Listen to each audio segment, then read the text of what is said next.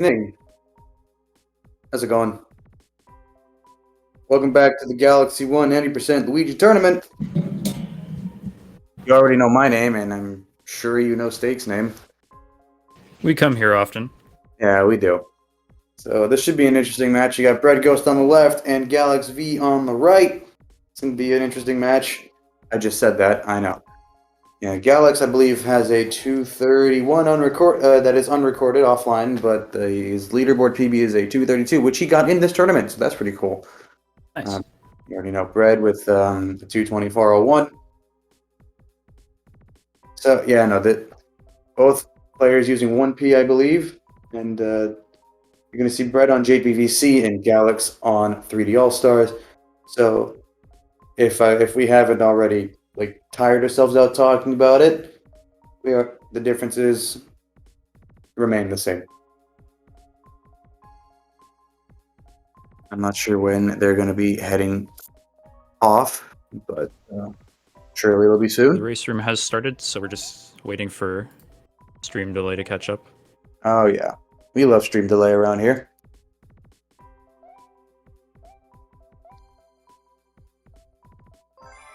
There goes Bread. And there goes Galax. Alrighty then. Alright, well, so how about this? 80% entails collecting 60 stars as fast as you can and go into the final Bowser fight and beating Bowser. That's it. Not much happening. So we start off in Gateway. You're going to see both players. Well, we're going to have them sync the timers now. You're going to have both players collecting star bits, and they're going to be using them. You'll see why.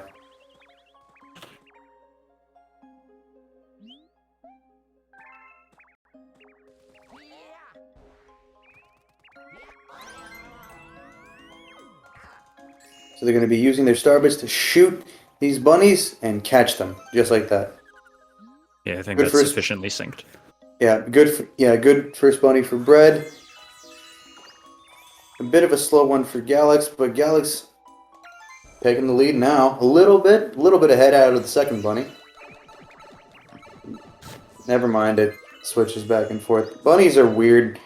They're hard to optimize. They're hard to do well. Well, yeah, no.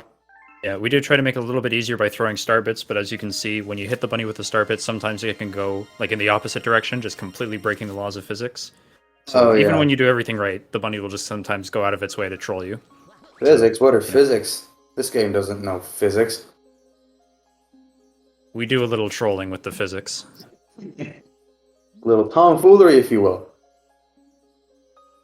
So while Rosalina tells us about the story that nobody cares about, let me throw off the bracket. Pretty sure the story that nobody understands right now because it's all in either Japanese or Korean.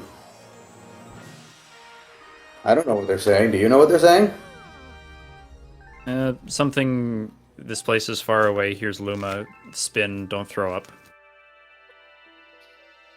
That sounds accurate enough. Sounds accurate enough. So if you take a look at the bracket, we are in the final 16. We had one race yesterday, the one between Music Matt and I Am a True Gamer. That one finished in favor of Matt. This is the second race. I think it's on the bottom half. Yep. So we're starting to progress through this second phase of the tournament, if you will. So the stakes are high. You win, you move on. You lose, you're done. That's it. You get one more. This is your last shot. So both players are trying to do as much of the former and as little of the latter as possible. Oh, yeah.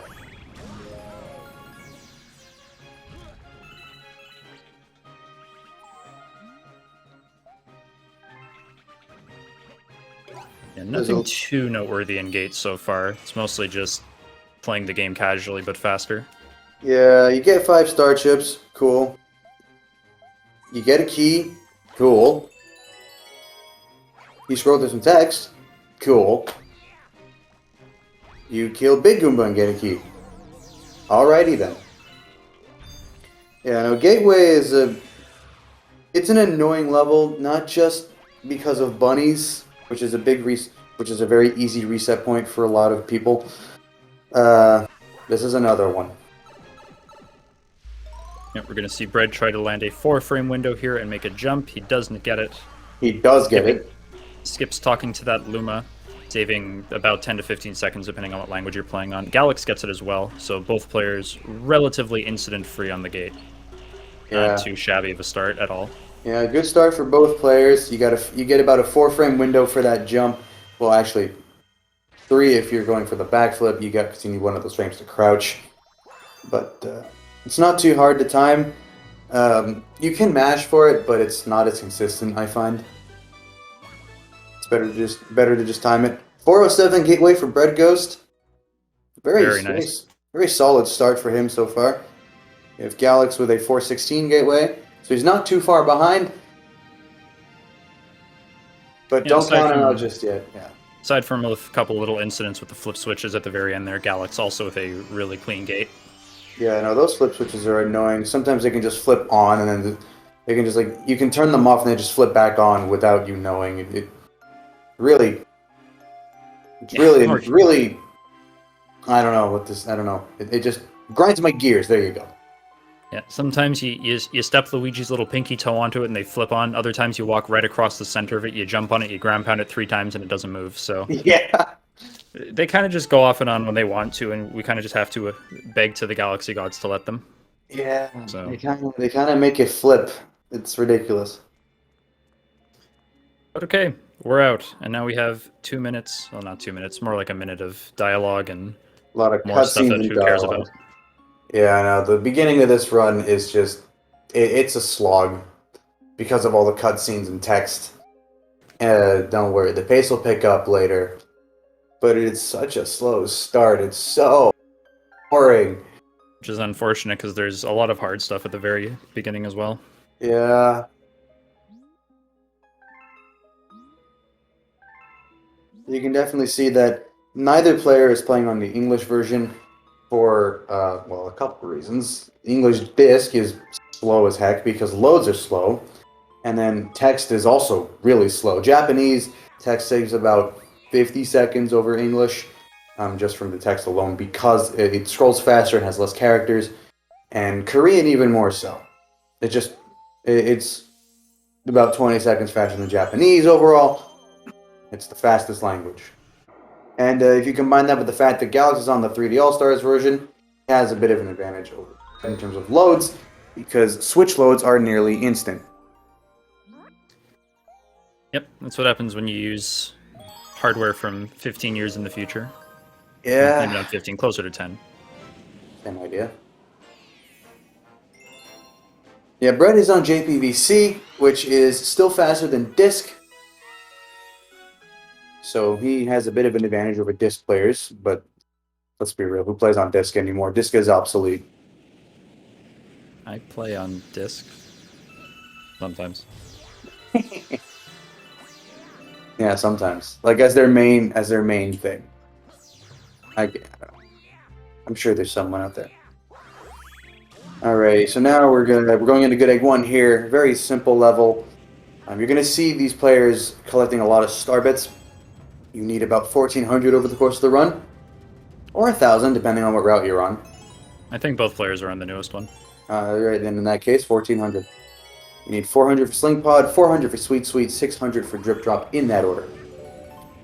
Yeah, we'll let you know when those are when we get to them, if you don't already know. Yeah, I'm sure. I hope you do. Yeah, no. So Good Egg 1 is pretty much like another tutorial level. It's more star chips and more. There's some cool movement here as well. You can see Bread just flying through the level right now, with good consistency as well. Bread has really good consistency. I've seen he has a good. I think he has a good balance of speed and consistency, which helps him a lot in tournament settings like this. Absolutely. Yeah, some players play purely for speed, which, you know, when it works out, it's awesome. But when it doesn't, it really sets them back.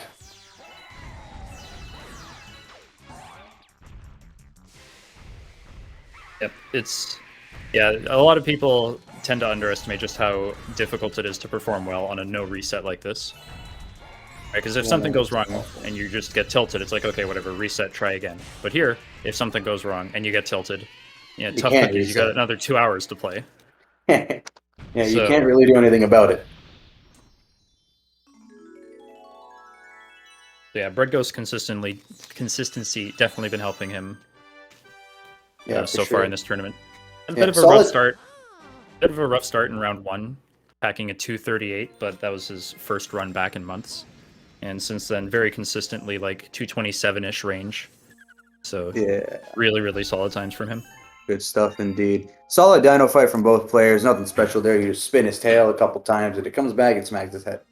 Easy. So now we have Polari here, teaching Luigi all about collecting and shooting starbits. You know, when we already know how to collect and shoot starbits. But what if you don't? Well, good luck reading that. I don't know. I don't know what to tell you.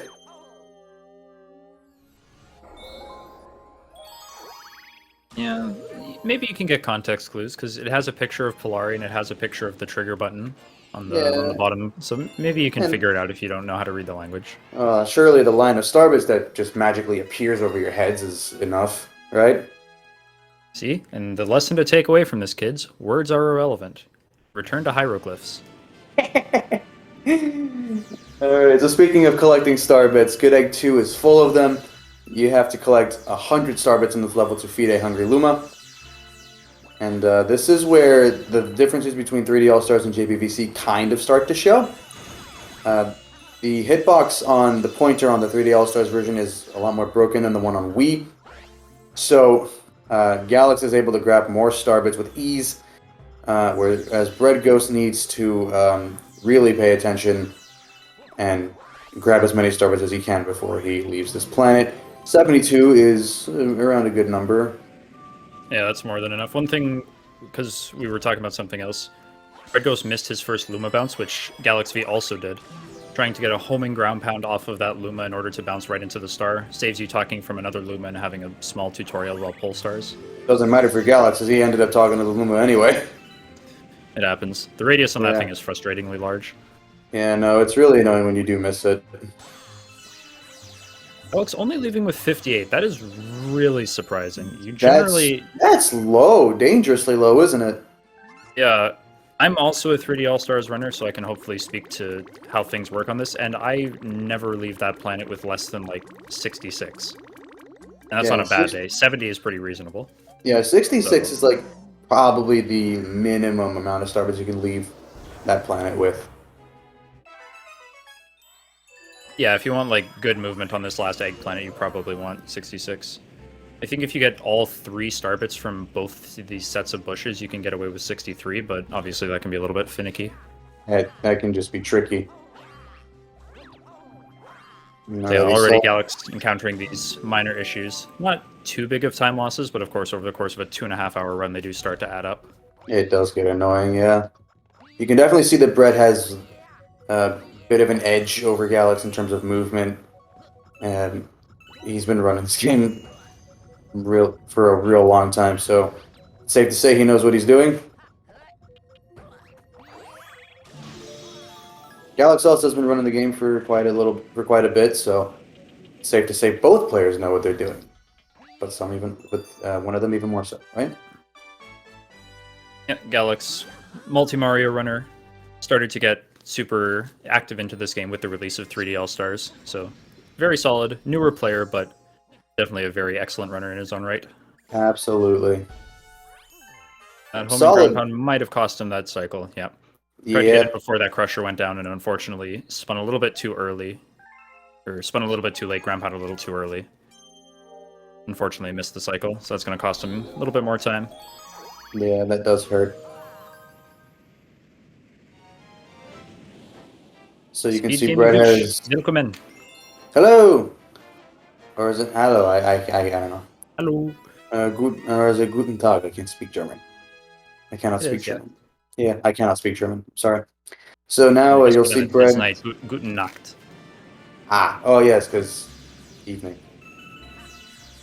So you're going to see Brett going into Good Egg 3 here. This is a bit of a difference in the route for this route between 1P and 2P. 2P does loop-de-loop, which has a lot more starbits and it's faster, but But you can't get the star bits in loop-de-loop with 1P. Well, not all of them anyway. So Good Egg 3 is a safe replacement. You're going to see Galax going there as well. So that should confirm that both players are on the same route, which will make commentating a little bit easier. Indeed it does. So yeah, this level doesn't have any crazy difficult skips either. A lot of really cool movement, especially on this upcoming airship that you're about to see Breadghost jump his way onto. There's a cool little bridge skip here. Yeah, it's a fun level. I'd argue that I enjoy it a bit more than Loop, but I just do Loop because it's faster. I'm aware that Breadghost agrees with you. He said that probably his favorite part about the new route was not having to do loop-to-loop. Because it's a very boring stage. I wouldn't really say it's boring, it's just annoying when you get to the end of it and then die. Which I have done on too many occasions. You and me both. Yep. You know the pain. We got the fight with King Caliente here. You're gonna be playing a little bit of coconut ping pong. Shoot this one out. You just spin it back into him. Easy. And in the second phase, you're gonna have to hit it back twice. 1, 2. Guess how many times you'll have to hit it back for the third phase? Ooh. Let's count together, shall we? Alright, don't blink. 1, 2, 3. 3. There you go. And he's gone. You know, until he comes back and robot the lava reactor. Yeah, but we don't do that, so let's pretend he's gone. Yeah, he's gone. Out of here. Bye! Alright, so now the route starts to heat up because the next galaxy we're going into, Honey Hive, has 3 levels that are chock full of good, fun speedrunning stuff. Especially Good. Honey Hive 1. Oh, good. Yes. Fun. Is Fun for the spectators. subjectively. We are spectators today. Let us spectate, my good friend. I'm Good with you there. A good fight from Galax as well. Getting those 3 coconut hits fast is actually really impressive all the time. Yeah, it's really fun. Really cool. Very satisfying as well. You have to rely on a weak spin in the air, which is when you spin before the spin cooldown has gone away. And the hitbox is very easy to just like misplace and completely miss the coconut, so... Oh yeah. Ooh, frame perfect jump there from Bread. That's really cool. Oh, you know what? Let's talk about things like that. Let's talk about it. Yeah, so frame perfect jump basically, for most galaxies, not all of them, but most of them, if you can time an A press upon Luigi's landing so that he can jump out of his landing animation. That saves a little bit. Oh, that's always annoying when that happens. I hate that. So that saves about a second each time. And similarly, you're going to see both runners doing this a lot. They do something called camera cancel. So out of launch stars, when we land, you're going to see runners go quickly into first person and then come out of it so they can cancel Luigi's landing animation, which saves about a second each time. And because there's so many launch stars in this run, that time save only adds up. And, well, solid tree skip from Bread there, despite the mishap in movement before then, which I totally relate to. It's very annoying when that happens. Yeah, so we'll try to pay a little bit closer attention when Galax is doing it. We'll try to show off what's going on. So you're obviously not supposed to be on this tree, which is why Luigi's going to keep sliding down. But by using slope jumping, by combining with ground pounds, we're able to maneuver ourselves along it anyway. It looks like Galax is going for the belly slide variant of this skip. He's going to be losing a little bit of time over Bread because Bread went for the jump variant, the butt slide variant, which, I mean, that's what most top runners go for. You know, if they still run 1P. Right. Yeah, but Galax is much safer, takes advantage of backwards momentum, which if you've played any Mario game ever, you'll understand is extremely broken all of the time. Oh yeah, it's fast. We're able to clear that tree with relatively little issue. So both players skipping pretty much the entire stage. Good stuff all around. Moving on to Honey Hive 2, which is much more technical. It's less of the one skip and more of a whole bunch of movement that looks really clean if it all gets put together, but is very difficult to put together. It is. You can get on the IKEA cabinet. Sorry, what? I felt that one. You can get, yeah, getting on. You have to get on the same tree, but have fun because the camera is a lot different and it hates you, like hates you. Yeah, I don't actually play this game. I'm just here to crack jokes every time Tug says something. Well, I don't play the Comedic game relief. either. I don't play the game either. Oh So I crap! Whose guess idea was it for us to do this? All right, so as you can see, getting onto the tree, super finicky because the camera is moving all over the place. Again, it's almost like you're not supposed to be up here. Also, this tree just yeah, kind of doesn't want you to wall kick off of it sometimes, yeah. which, There's a very again, specific crazy. spot you want to do it off. You want to do it off of. I think Brett was trying to rely on his own setup that he used for years. It's happened, yeah, no, but yeah, messing it up is annoying. Flipping the wrong way. Yeah, but now you can see him getting up there. That windmill arm just thick enough for you to stand on. So he's able to get backflips off of it, get the height he needs to get up the tower, and then the mid-boss is, well, dead. Oh, Well, not ground pounding. there you go. Yeah, either Yep, way, a little ahead of himself. it's a joke. The boss is a joke. Yeah, hardly even a boss, more just like a super enemy. Yeah. Well, if you like those manda bugs, Honey Hive 3 is full of them. Like, they're everywhere.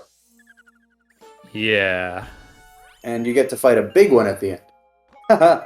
How fun is that? Not very, if I'm being honest. Yeah. I Not, can only not my imagine. favorite boss. No, not my favorite either.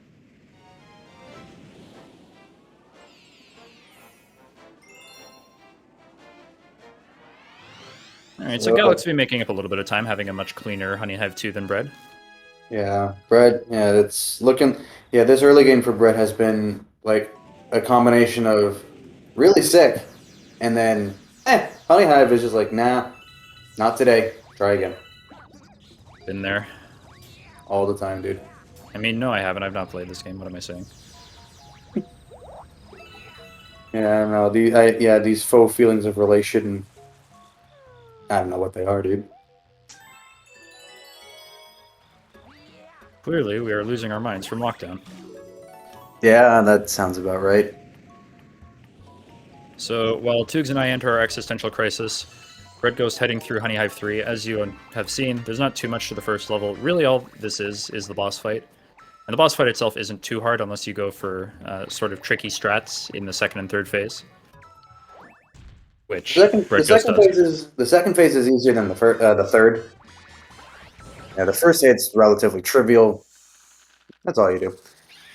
What Brett's going to try to do here, he's going to jump at the same time he hits the water, and then he's going to go for a triple jump here. That bomb was placed dangerously close. Yep. Yeah, that bomb kind of just comes out at random, and sometimes when you go for your triple jump, it's there. Now this third phase, he's going to try to get a triple jump right here, gets a Bugaboom just before he turns over. Good It's the stuff. corner of his face, and it's like 3 seconds faster than just waiting for it to turn around. Yeah, Such that. a trivial time save, but holy crap, is it hard. Oh yeah, and is it satisfying when you get it? It's all in the angles there. If you have even like the slightest bad angle, it will not work. Yep. Galax opting to take it a bit more safe this time around using the B.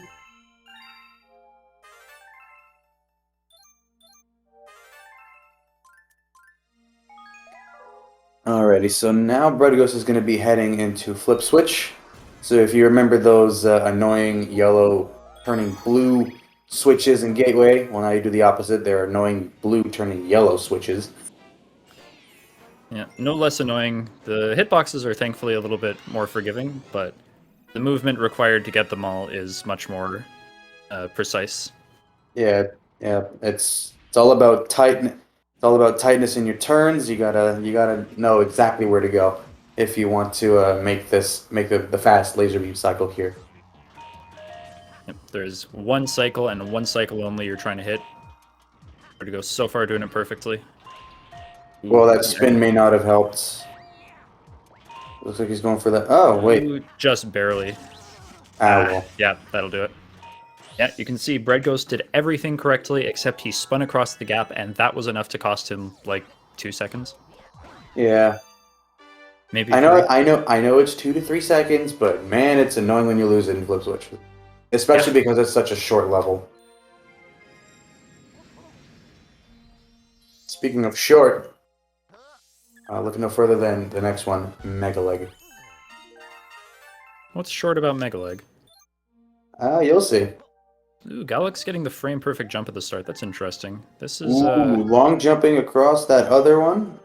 Okay, also spinning there at the single jump. You can actually clear that without spinning. You just have to jump at the very edge. Ooh, okay. so despite getting the frame perfect jump at the very start, Galax not having as precise movement as he'd perhaps like to, and also Yeah. having issues. Yeah, there's places where getting frame perfect jump kind of ruins whatever cycles you want to go for. So there's actually places where I tend to want to not go, or prime examples being Sweet Sweet and Bowser 2. Yeah, Bowser 2 Beautiful especially, I triple remember. jump there. Oh yeah, Good before I flat jump talk about triple from myself, Bread. should probably say, yeah, the gravity field on this planet is a massive, Yeah, as it's the robot enormous. is also massive. So it's so massive, in fact, that a triple jump spin is just big enough to get out of that gravity field. Yeah, no, that gravity field is huge. Much to our advantage. It does make that first planet something of a triviality. Yeah, no. Well, it makes yes. Yes, it is. Triviality. Yeah, it is. It is a yes. Yes, it is. What I said. Oh boy. Yeah, no, bonking there is always that hurts. Yeah. Alex going for a slightly easier version, trying to jump off of this cage instead. Gives him more run-up room instead of that tiny platform you start on. Is able to get it on the second try. Easy. So Now, normally you would guide a bunch of bullet bills around the fence and break it, but because we're speedrunners and we're lazy, we just jump over it instead. quick game of stop hitting yourself, and we are out of here. Breadghost just shy of getting the 25, I think. Actually, no, never mind. No, Just it's very barely close. inside of it. It's like a 25-57. It's like a 57, 58.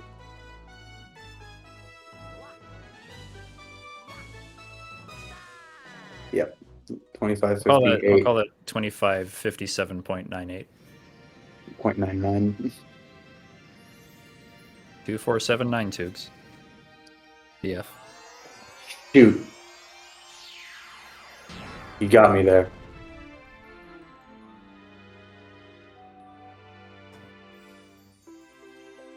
So yeah, not much to talk about during the fight itself. We guided over the cage, and that's it. Yeah. It's relatively uneventful besides the little bit of cheating. Yeah, and then Megalek does indeed stop hitting himself because he blows up. That does tend to be a bit of a hindrance. Alrighty.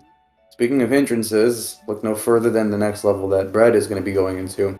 He may have a lead right now, but that lead can quite possibly be ruined by Space Junk 1, because there is a skip at the very beginning with the pull stars, and more often than not, it tends to not cooperate. Yep, we're trying to abuse backwards momentum for a skip up here, but the problem is that we can't actually reliably determine which way Luigi is facing. Oop, bit of an overstep on that triple jump there. Yeah. Looks like he's going to have to back it up with a back flip there. Yeah, there you go.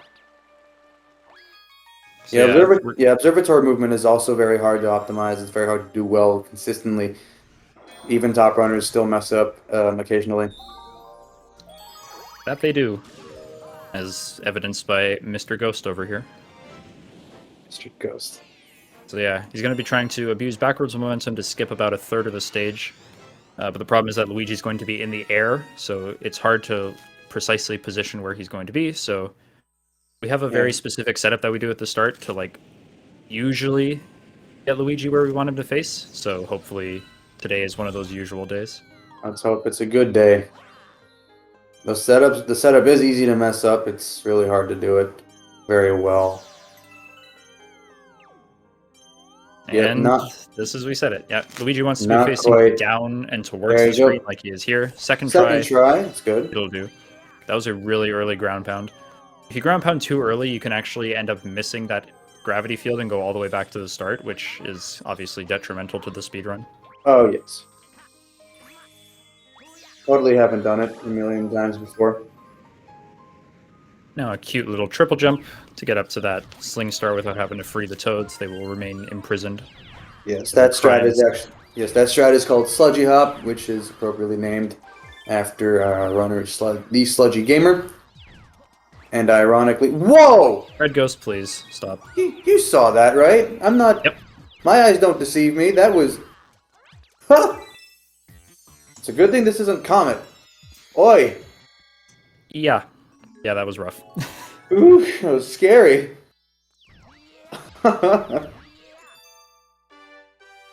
Anywho.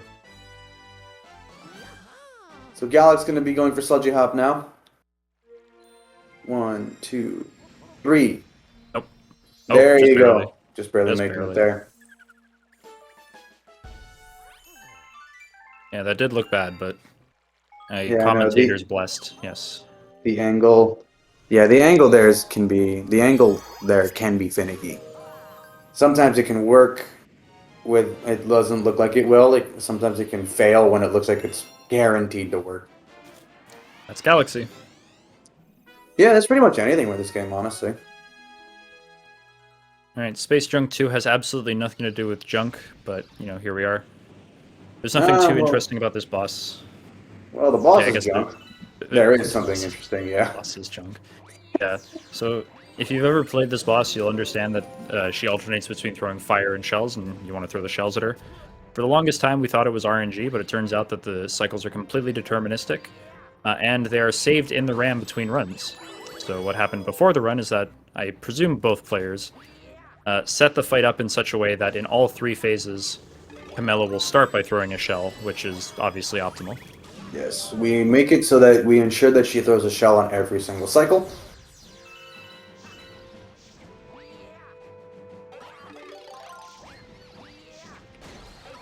Bread making quick work of these Octumbas. I'm calling them Octumbas, even though they're probably something else. I don't remember what the actual name is, but They're just octopuses. we can go the rocks route and call them Octumba Doomba dudes. Oh, the Aaron Rodgers route, did you say? The rocks route. Rocks route, yes. Did I say Aaron Rodgers before? No, I don't think so. I'm just deaf. Alright, So there you go. Camilla's starting with the shell. If you've done this fight, you know that she normally starts with fire, so that's an indication that Breadghost did it correctly. That is correct. And what Good you job, see Breadghost. what you saw him do, and what you're gonna see Galax do as well. They both entered the fight with a shell in hand, so they can get an instant first hit on Camilla. And Galax opting for some extra star bits inside the ship.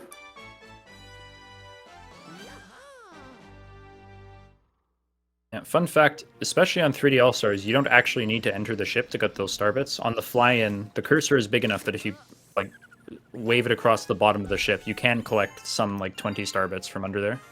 Yeah, you can do the same thing with 2P on JPVC as well, Yes.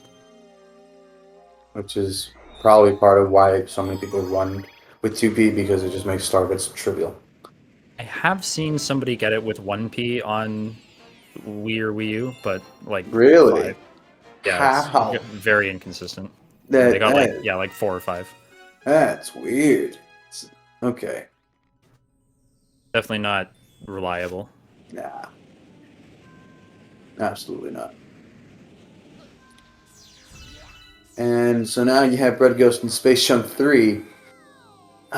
This route overall saves around 30 seconds or so over the previous route, which was called Pushback. Now, we replaced 3 levels in this in this route. We replaced Battle Rock 2, 3, and Comet with Space Junk 3, Slingpot, and Ghostly 2. So, as such, before the route was named No Battle Rock. Now it is called Going Commando. Thanks for that one, Elias. I miss I'm Elias. still calling it Spaghetti Carbonara. Spaghetti Carbonara. Yeah, I'm going with the silver option. Oh, I like that one. I miss you, Elias. I hope you're well. So, You just saw Bread do this. He went for a bit of a skip. You know, that launch into the launch star. He kind of smashed through the glass. If you stand out in a certain spot above it, and you just shake and hit Z, you'll go through every time. Easy. Oh yeah, this level also introduces sling pods, and yeah, this is a bad introductory level with it. Especially this fight. This fight is awful. Yeah, they rely on the pointer, as you can see. You got to use the pointer to fling Luigi back and forth. And sometimes the sling pods just don't let you in. And sometimes you just kind of don't hit the little red splotches on the bottom of the spider. Yeah. You know, just the galaxy things. Tarantox sucks. Oh! That's unfortunate. There you go. Well, yeah, Bread was trying to get that hit the first time so he could stun Tarantox. So come here in the back.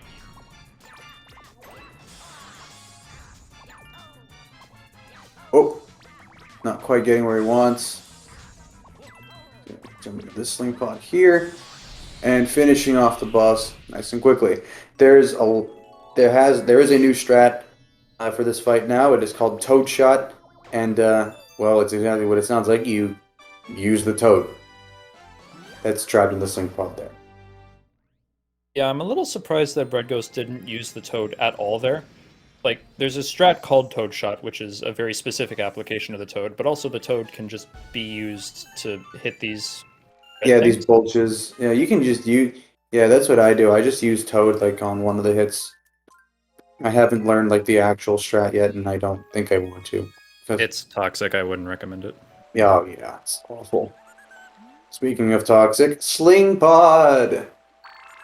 So this is the first of 3 Hungry Luma levels that we go through in this run, and it's exactly what it sounds like. There's a lot of sling pods. There's a lot of precise angles to shoot at. There's cannonball cycles, fireball cycles. No, not fireball cycles, fireball cycles, excuse me, and fence cycles. All of this while you may or may not have to deal with a finicky sensor bar. Or finicky gyro controls. Yep. Yeah. It's real fun, isn't it? Yes. Absolutely. It's fun for us to watch. Actually, no, it's not. I hate this level. Yeah, narrators, it was not actually fun. Here we go.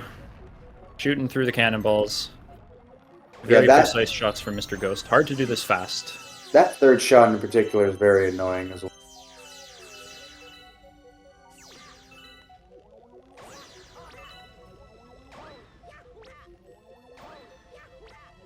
Ooh. Bread's going a little risky. And he gets it perfectly, though. That is always impressive to see. That's insane. That was really good. Really putting the pressure on Galax here to do well. Yeah, he extended his lead by a few more seconds. Yeah, all that may save. Died yet? Have they? I don't think so. This is usually a spot where players will get their first death. So yeah, no, it's very easy to die here.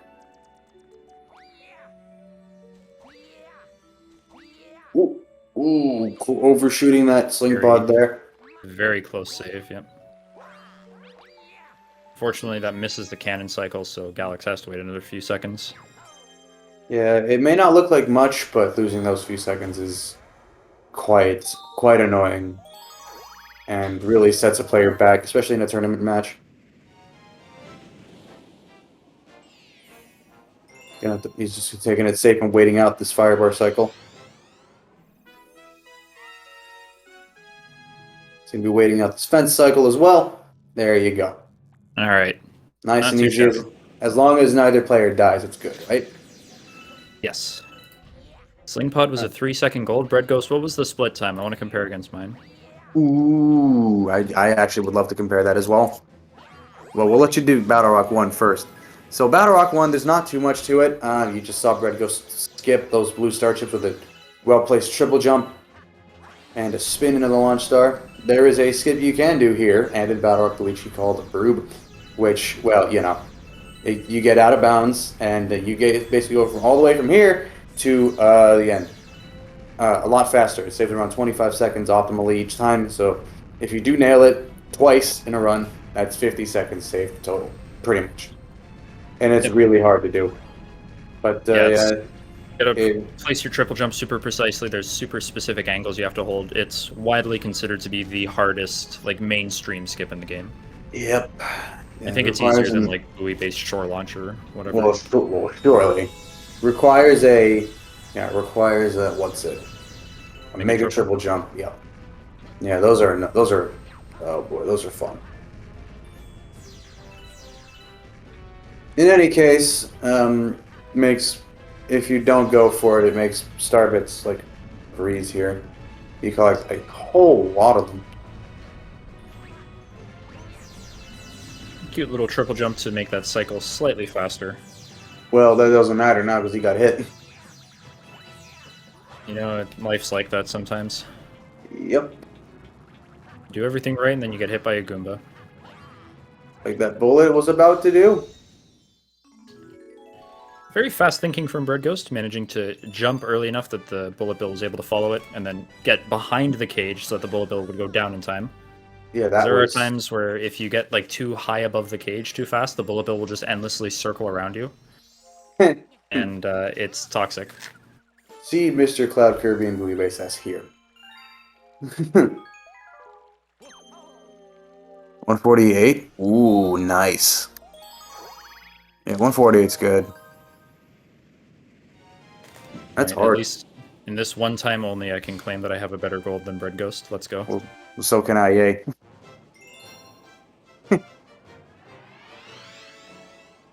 Sorry, Breadghost, we love you. We really do. So, you know what else we love? We love doing Space Chunk 1 twice. This Sorry, time who's with a... Yeah, nobody. Basically, you're doing Space Chunk 1 again. Same stupid skip with a time limit. And no checkpoints. If you die anywhere, you have to do the whole thing over again. Not very helpful for the speedrun. Generally not, no. Alright, so again, 2 tries on Polestar skip, which is, you know, reasonable. Yeah, Very that's not finicky bad. skip to get first try. So I doubt that there's any sweat for that. Well, not yet. Not yet. Good sludgy hop there. Yep. And now the part where you can actually die, so don't. Yeah, please don't. He was close there. Yeah, Brett goes for some very tricky movement. He's taking it a bit safe here, so he doesn't die, which is good. I do not blame him. Alright, there we go. Relatively event-free Space Nice. Junk Comet.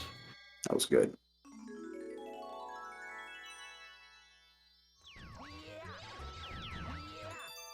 Good. Alrighty. Relatively no issues there for Bread, besides the second try. Space Junk 1 skip. Alex gets his first try. He takes a little bit of time to set up, but ultimately I still think he saves a couple seconds over Breadghost. Oh, he does, yeah. First try is always good. So, both players going to be coming up to, like, pretty much the ending of Fountain now. Brett has 2 levels left. Galax will as well after this. Rolling Green. Basically, it's basically just a mini golf course, except Luigi himself is the golf ball. Yeah, you are both the player and the ball, which is kind of weird. Golfer and the golf ball, yeah. Yeah. Whatever, golf is a dumb sport anyways. Boring. Lame. Bye. The level itself isn't that interesting either. Not really. It's basically just rolling. But the thing is, the Goomba placements are RNG, so you gotta watch out for them. If you hit any of them, you lose all your speed. Yeah. Yeah, so you're going to see the players try to stay on the ball, on the ground for as long as possible. There is one skip right up here where you can jump down onto this rail a little bit faster. Saves There you like go. 3-4 seconds. Yep, Breadghost nailing it. Try to thread the gap between these two Goombas nice and easy. Threading the needle. You can see he's made it through this section quite smoothly. avoiding coins is pretty much impossible. Yeah, normally we like to avoid coins, and when we don't need them, star bits, because at the end of the level they create that text box that costs about a second. So if we can, we avoid the coins, but if we can't, then, well, whatever. Yeah, What are you going to do? exactly.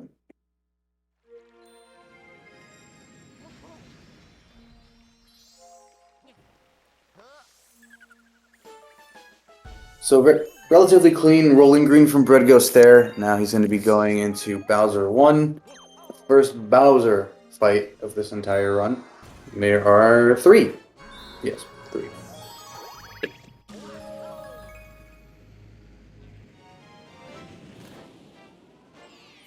So neither player has died yet, but they will here on purpose. Yeah, checkpoints in this game are a funny thing. They're just kind of like zones.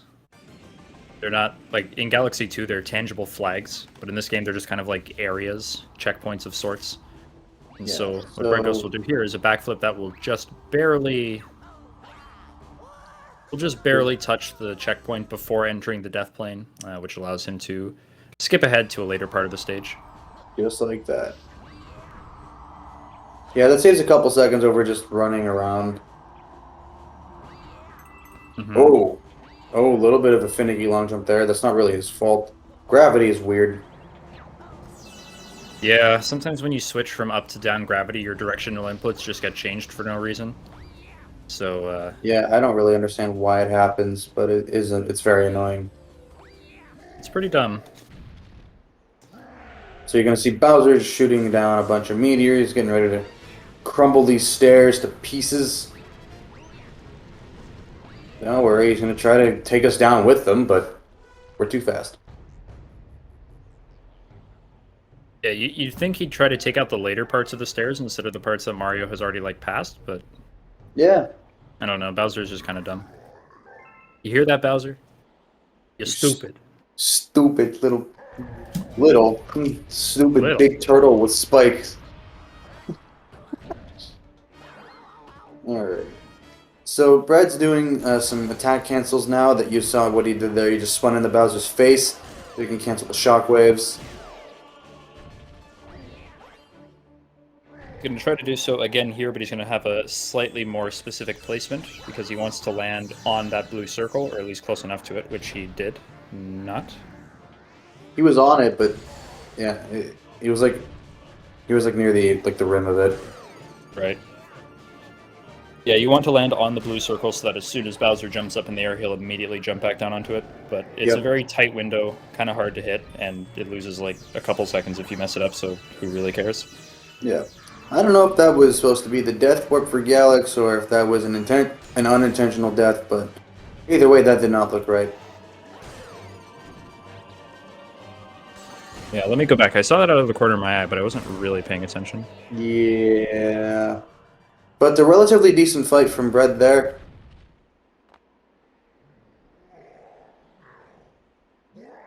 Ah, okay. It was not an intentional death. That's what I thought. It was accidentally hitting the death plane of the black hole. Yep. Which, you know, it happens. Yeah. That's Galaxy. And that is Galax V's first death. See that? That was clever. Nice. I like it.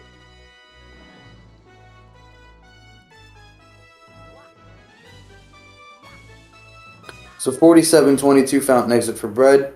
Not bad, honestly. That's still solid.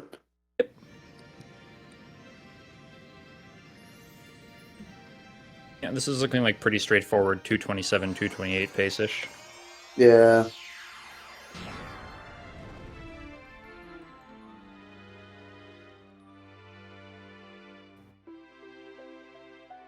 More cutscenes. But the kitchen is where I think the run starts to get a bit more interesting. Really? Was it not interesting enough for you in the fountain?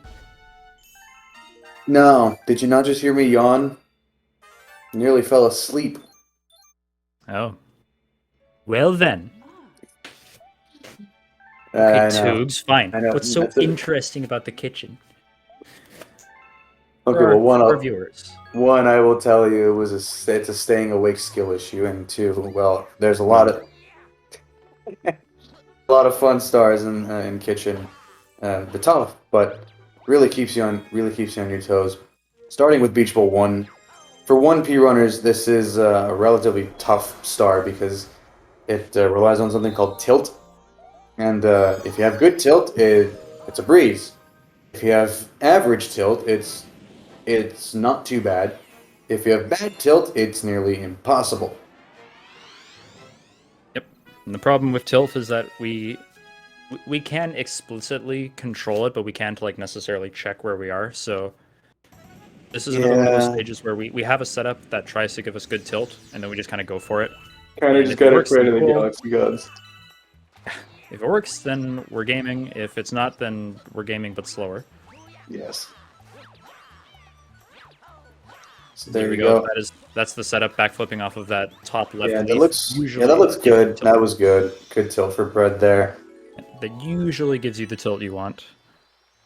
Yeah, not too Sometimes it bad. doesn't because Galaxy, but this time it did because Galaxy.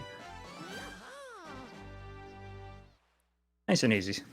All right, next stage is also pretty free. It's just penguin bullying, so look at that if you Yeah. want to see some animal abuse, but otherwise Save the animals. we can see Galax V doing battle with Beach Bowl 1. He had a little bit of trouble with Bowser 1.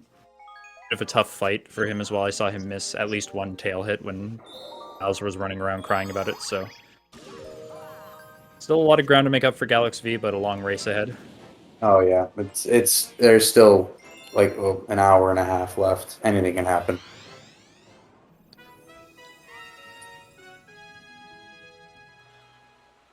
Something like that. Yeah, so Beach Bowl 2 is you're passing a swim test, and basically you just need to steal a golden shell from someone else. And the coach doesn't think to check if you're one of the students until afterwards, which is, you know, video game logic. Okay, birds are dumb. It tracks. It's realistic. It Hear that, checks out. penguins? You stupid.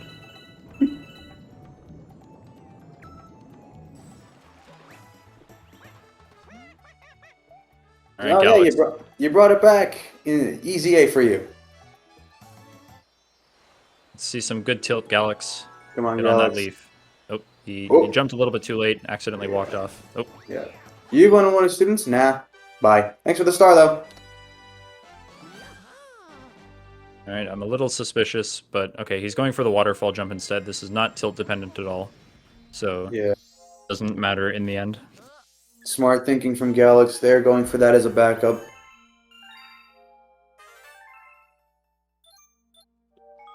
Alrighty, so now we're gonna have Breadghost going into Beach Bowl 3. This is a fun one. The beginning is pretty much the same, you're just bullying another penguin. But then you're gonna you get to go into this secret little cave. And then you go to get over to the Cyclone Stone where you can bonk warp. Let's hope that doesn't happen, but there's a cool skip at the end there. I You'll see hate the it. skip at the end there. Well, yeah, it's a lot more annoying with no notches, isn't it, Stave? It's the only unintentional death in my personal best, so I'm going to curse it every single chance I can get. And this is I a don't, chance. I Curse don't you. blame you. Rawr. I don't blame you. Yeah, if you miss it once, you lose about 30 seconds. Yeah, I can see why you curse it. Actually, it technically happened in the comet, but it's close enough. Either way, you still lose 30 seconds. Here we go. It's all long jumps, trying to get to this stone platform before the Toxbox does, just barely making it through. Yeah, Very tight cycle. yeah, this star's changed a little bit because now we have to watch the cutscenes, which makes the Toxbox cycles a bit different. They're still manageable, they're just different. Mm-hmm. Yeah, because things in this game only move when they're on screen and really only exist when they're on screen. If you go into this level without watching the opening cutscenes, then the cycles are different. And so the Toxboxes behave wildly different. I'd say they behave a little bit better without cutscenes, but It's preference. I think Shadow agrees with you on that. yeah. But I like this more, just because I can't do the triple jump. No, it's fair. I mean, I like this route as well. It's because it's the fastest one, but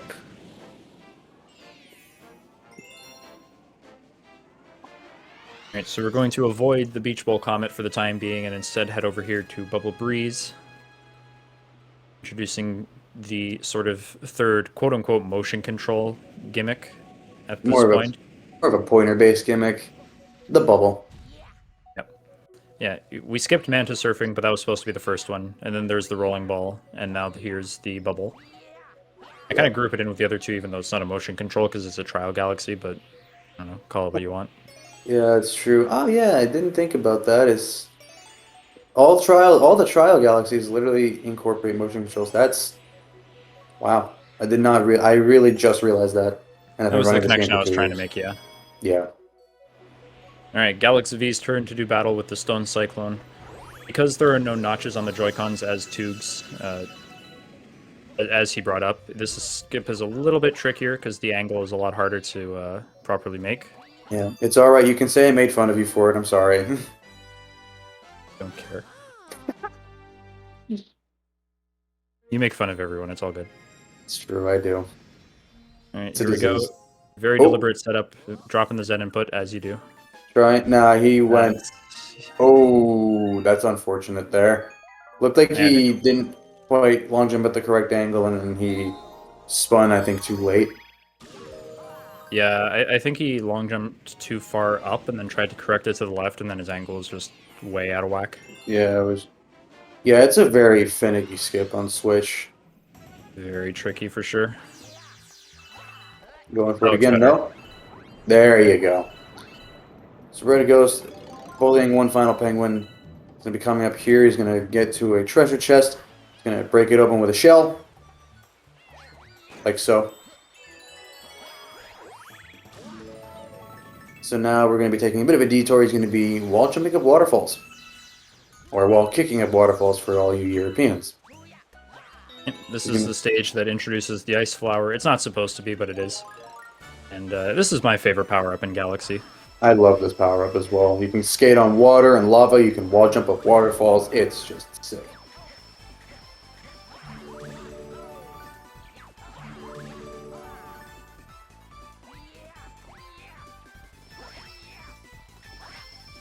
So Brett going for a bit of an easier strat here. He's just getting onto this wall, this part of the wall. That should work. And grabbing a star. Skipping the cataquacks, getting onto that very tiny wall that's like kind of sloped, which is why he was having a little bit of trouble staying onto it. It's very easy to just slide off of it. Oh yeah, it's very annoying. There's a faster strat you can do there with 1P. Called a double spin, where you like have to time like triple jump and then like spin right as the ice flower wears off, so you can get another spin, and then in midair and grab the star. It's hard. It's like a fraction of a second window, yeah. Yeah, but man, it's satisfying when you get it. This is true. Ooh, Galaxy V cutting it real close with that mine. That was like razor thin margins. Ooh, yeah, hitboxes are weird.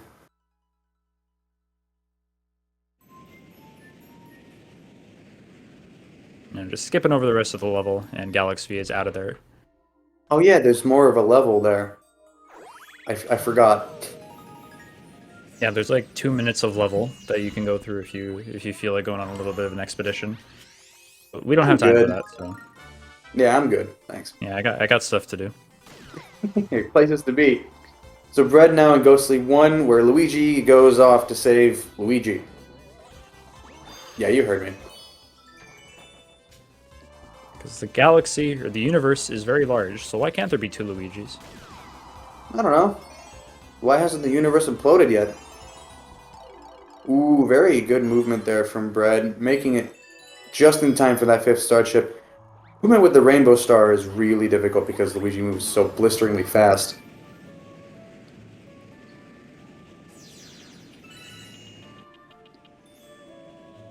Now we have a cute little skip coming up here. I think Breadghost goes for the Yeah, he's gonna try Uh-oh. to get on top of like an invisible platform here. Unfortunately, Yeah. facing the wrong way, and that is now Breadghost's first death. So both players have lost their. Don't don't try. He's not gonna try it again. Looks like he's just gonna go for mansion clip. He's gonna do it this way. He actually does go for mansion clip normally. He just gets on this Oh. platform. Wait. Or Oh, wait, never mind. does he go? Does he go for boolean? Oh wow, I did not know that. That Yeah, is that not does paying not off help. though. Yeah, I thought Not that he goes quite. for the boolean setup of mansion clip, but apparently I am incorrect. I guess no. I guess he's trying to go for it now. Bread having a bit of a struggle. Releasing the pulsar a little too late. You want to get a happy medium so that you fly under the floor just like that. It's just opting to go for mansion clip there instead. Well, yeah, Boolean is a very inconsistent trick. It's very tricky. I'm surprised he went for it on this run, but Yeah, he has enough of a cushion. I guess he felt comfortable. I guess. Would have been okay I to don't. try it once, but he tried it twice, which, yeah, that hurts.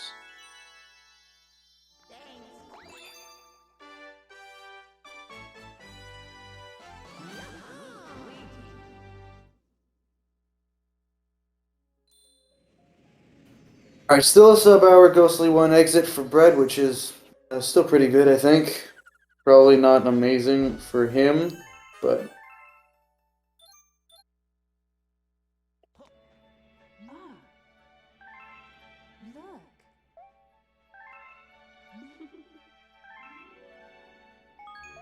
I'm also hungry for pizza, Breadghost. Not gonna lie. dude, that sounds delicious. Actually, I should Come probably check on. now. Every Friday, I try to order pizza like on some Fridays, but sometimes the place I order from is just like off of Uber Eats, so I just need to like check to make sure it's still on there. But yeah, no, hunger is a funny thing. It does make you do silly, it make you go for silly stuff.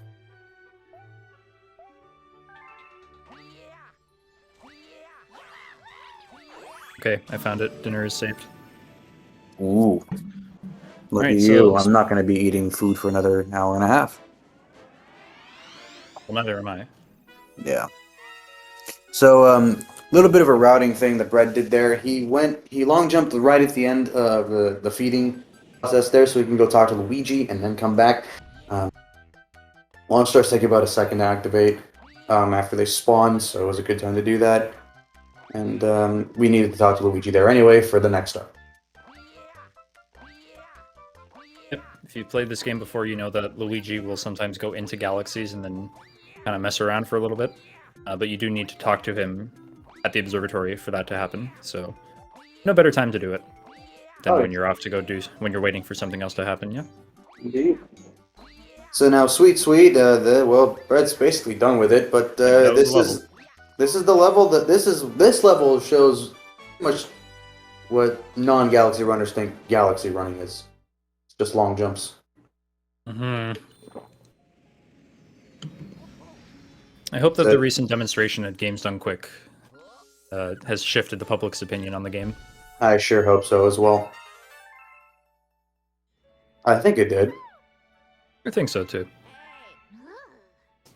I think especially because Jay told me that there's been a lot more people from GDQ that have been like watching his streams, so he's spreading the message. Definitely, that's good. Step in the right direction. So you saw Mailtoad talk to Luigi automatically there. That's the only time he does that. There will be 2 other spots in this run where we talk to Mailtoad ourselves. Those will come a little later.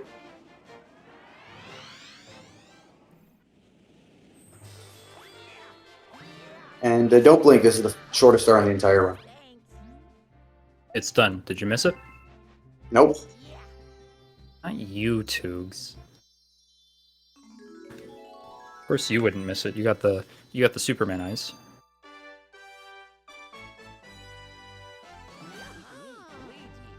The big spunky. All right.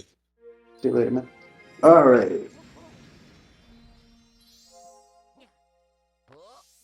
Now we have So- one more star that we're gonna do here. We're gonna show off the second type of Prankster Comet. The Cosmic Clone Comet. Oh yeah, these are fun because you get to race against a blue version of yourself. Now blue. Now I like these probably because blue's my favorite color. Yeah, I'm biased. Whatever. So yeah, you're just gonna race Cosmic Luigi through these little courses. But Cosmic Luigi does not know the tricks that we have up our sleeves. So beating him is a breeze in every single race. Yeah, They're all Cosmic really. Luigi's a good boy. He follows the arrows. Right, the arrows tell you where you're supposed to go. Yeah, rules are Well, made to he be sort broken. of follows them anyways. Nah, rules are made to be broken. Yeah, we cheat because we are heartless. But then Yes. if he beats us, we lose a life. So Oh he's yeah. also kind of playing dirty. Yep. An eye for an eye, as they say. Hmm.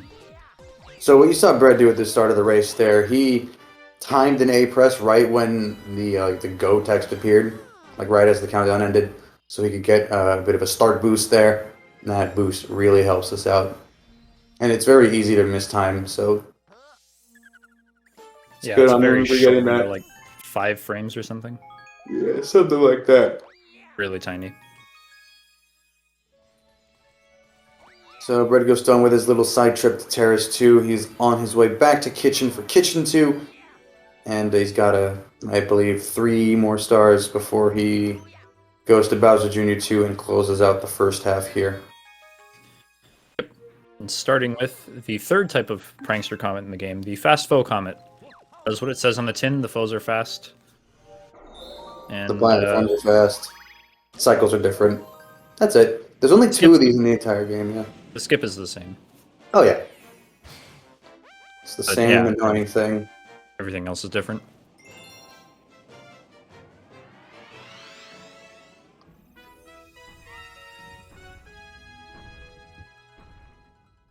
I will take my opportunity to curse the Stone Cyclone once more. But I'll Yeah, I'm curse with it you like there. doubly this time because this is actually my least favorite level in the game. The sole reason of me dying once on it in my PB.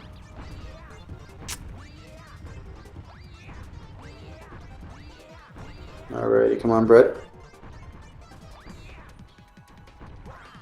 Marvelous. Nailed it. Galax going into 9.5 Comet now. Yeah, so Galax is about a star behind right now.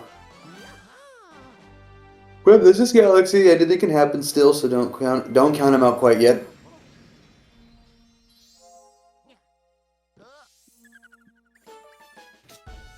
And the next level Breadghost is about to do contains probably one of my favorite skips in the entire game. At least fun to watch. Maybe not as much fun to do. Well, that comes later. First, he's got Ghostly 2, where he races. No, he does Ghostly S first. Oh, that's right, because he got scared of star menu and mistakes. Yep. Yeah, so for those unaware, if you point the cursor off of the screen and then just spam A, it'll select the latest gray star, the one you haven't done yet. And so normally the route requires you to do Ghostly 2 and then come back into here to grab the secret star, but I guess Breadghost too many times has accidentally gone off screen and selected Ghostly 3 instead of Ghostly 2 again. So he does it in the opposite way. It doesn't save or lose any time, it's just preference. Well, it does lose a little bit of time on the star select screen, but like, it's like minimal. Yeah, it does. But it's like minimal time loss for. 3 stars appear either way, don't they? Well, actually, well, no, if you do 2 then S, 3 stars appear. If you do S then 2, 4 stars appear.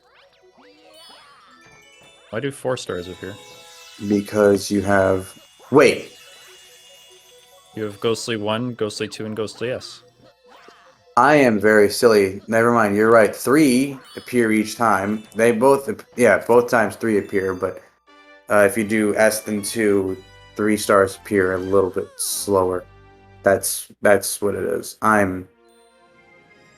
This is what happens when I'm hungry. I just say stupid words. I just say stupid stuff. I'm silly. I knew something stupid was going to slip out. So yeah, it was a little bit of a not an ideal way to go through that star was Breadghost. He was trying to get some invisible wall kicks, which off of invisible walls, and messed up a couple of them, but managed to get through the star without too much issue. Yeah, without dying, that's the most important part. Galax going for it again, nailing it. 2 for 3. It'll do. It's good. 2 out of 3 ain't bad. So now Breadghost does Ghostly 2. Grab a Snickers then? I wish I could. I wish I could. But I'm here for another hour.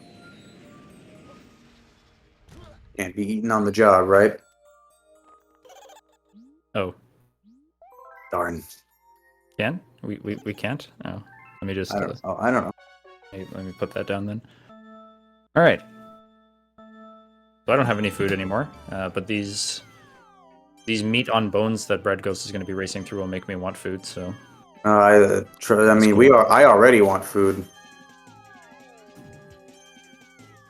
And quite honestly, the meat on those bones does not look that delicious. Well, it's probably not cooked all that well, given that it's out in space. Yeah. Can't really trust food from space, can you? They do kind of look like erasers, don't they? Yeah, it looks like rubber. Have you seen, who was it? I think it's KFC. They started doing like Beyond Meat chicken nuggets. Or no. What? It was... Oh, it's somebody with like a Colonel Sanders-esque sort of profile. And yeah, the breading looks nice, but the inside actually just looks like an eraser. Oh my god. Well, that's no fun. Just trying to ruin your appetite so you can stay around longer. Thanks, dude. Mm-hmm.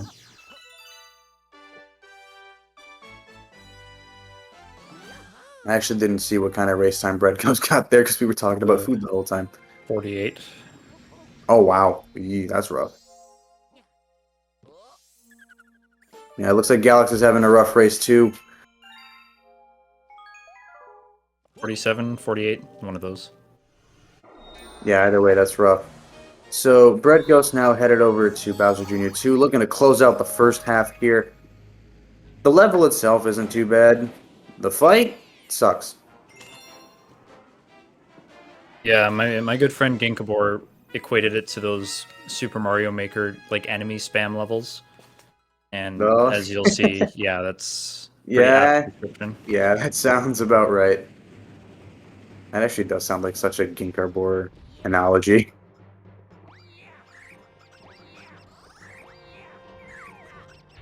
So, instant cannon shot here. Basically, you can just, if you go into a cannon entering... If I learn how to speak English first. You got this. If you enter a cannon while holding the Z button, you zoom out. And you can mash A, like if you point the pointer at the left of the screen, like in the middle, and you smash A, you get an instant shot right to where you want to go. So that saves a cheeky little second or two over trying to set up the shot yourself. And now welcome to enemy spam. Yeah, I hope not. Red looking like he's going for more consistent strats. Doesn't wanna really risk too much. Looking good so far. See him really spamming that shake to try to get that shell off before Bowser Jr. moved, and that was pretty much ideal. That was a clean fight, for sure. Very good stuff. Doesn't get much more optimal than that.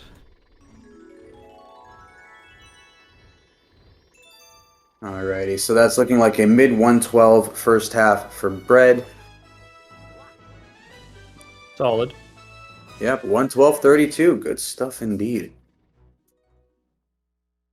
Now it's Galax's turn to take on Ghostly's secret. See what he goes for. If he's going to actually go for a skip, or if he's just going to wait out the auto-scroller. He is. Looks like he's going to wait out the auto-scroller. Yeah.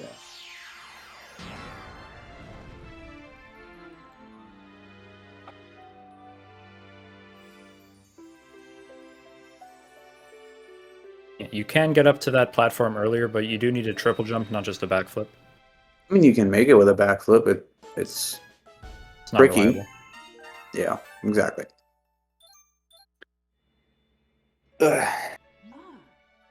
Alrighty, so this is actually one of the spots where we're going to be talking to Male Toad ourselves.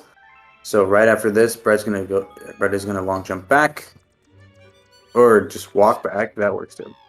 Talk to, I talk to Male Toad here. You're gonna see that Luigi is now trapped in Battle Rock. So this means that both runners are gonna have to take a trip back to Fountain. It's only for 2 stars. It's fine. Simar, you only need to get the last one. The last key unlocks the door that has the cage in it, so you do need that one, but there are walls that you can do wall kicks off of and sort of stand on that are loaded in even when the auto-scroller isn't running, so you technically don't need any of the keys before that. Yeah, But you really don't. It's a stupidly difficult trick, so not Yes, everybody goes for it. Especially with 1P, it's hard. And especially on Switch. Oh yeah, it's even worse there. So now Brett going into Hurry Scurry here. Nothing too incredible. Those green platforms, they disappear once you step on them, so be careful. And what Brett's going to be doing here is going to be collecting a bunch of music notes and then just grabbing a star afterwards. It's short. It's fast. That's why we do it in the speedrun. Brett getting that frame perfect camera cancel there. Good stuff.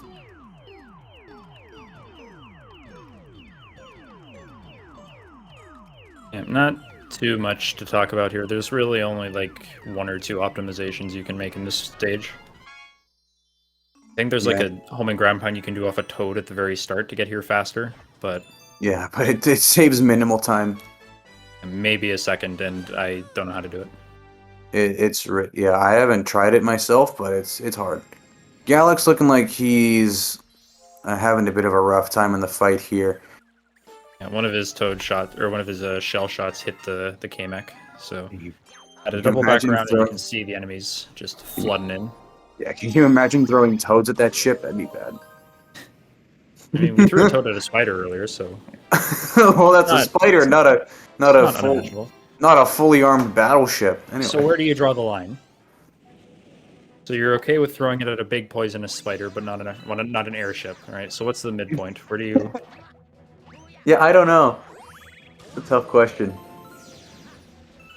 Anywho, Breadghost now in Battle Rock L. Basically, he's going to be doing all of Battle Rock 1 again, and instead of breaking the cage on the top, he's going to be breaking the cage on the bottom. 1:15:45 first half for Galaxy, so he's about 3 minutes behind Breadghost. Something like that. Probably not a great pace for him either. I would say that... I would argue that neither player was probably too happy with their first half. Yeah, first half is hard to be satisfied with. No kidding. It's awful. Especially given that you have to do the Stone Cyclone twice, like bleh. Oh yeah. You have to do Space Junk 1 twice. That's blech.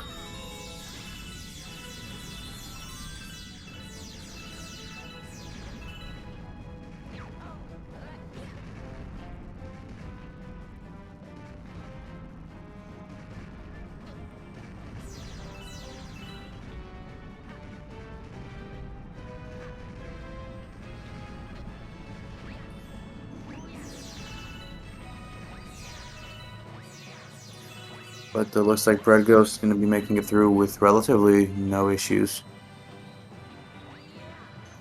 Looking like a good cycle here. Booyah. And that's all.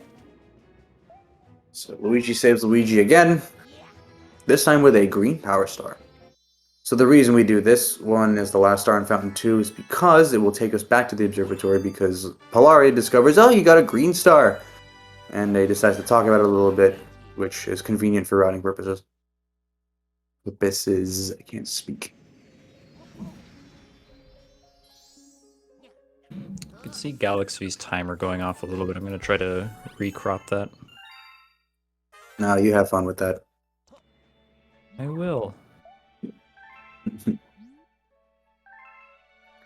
So while Steak tries to do that, Breadghost is going to be going into bedroom here, and he's going to be starting it off with Freeze Flame 1.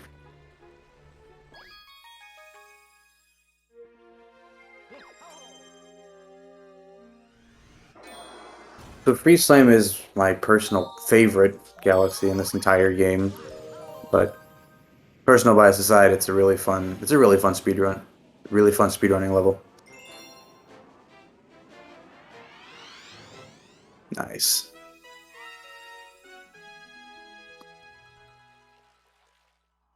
Yeah, that looks good, Sorry, Steak. that would have bugged me for a while. It looks good, yeah. If you pass the 2-hour mark and the 2 is like half on the screen, I would have been twitching a little. Would have gone ballistic, yeah. So we got a penguin to catch. He just calls us an old man, and he goes, "Oh, I'm so fast." And we're all speedrunners, and we're all faster than you. Yeah, I'm so fast you can't catch me, but also let me get a 3-second head start. Yeah, that's not very fair, is it? Playing a little dirty. It's gonna get a bruh from me. Alex having a little bit of an issue with the triple jump to get to the second part of this level. Yeah. A bit awkward. It's a very specific spot you got to jump on. Yep. So Brett going for it. Ooh, I think Brett started his skating triple jump a little too late, so he has to back it up with a backflip there.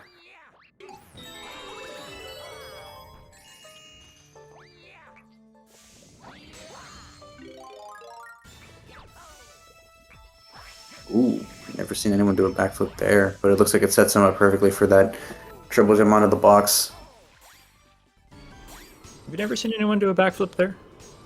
Not after grabbing the ice flower, no. Oh, wow. Did he spin as he was getting hit by that ice rock? I think he spun to break it. Yeah, I'm gonna say I've never seen that. that's a new one. I didn't know you could do that. And I guess that's a benefit of the ice flower. Fair enough. Anyways, little mishap there aside. Clean fight from Bread. Yeah, mechanically the boss fight is pretty straightforward, but it can be a little bit finicky. Indeed.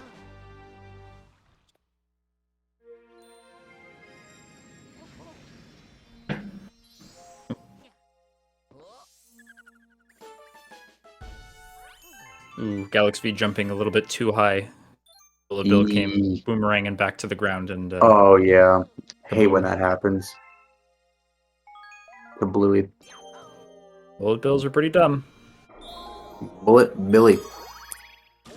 Bullet dummy. Lamau got him. Roasted. Or boom roasted, yeah.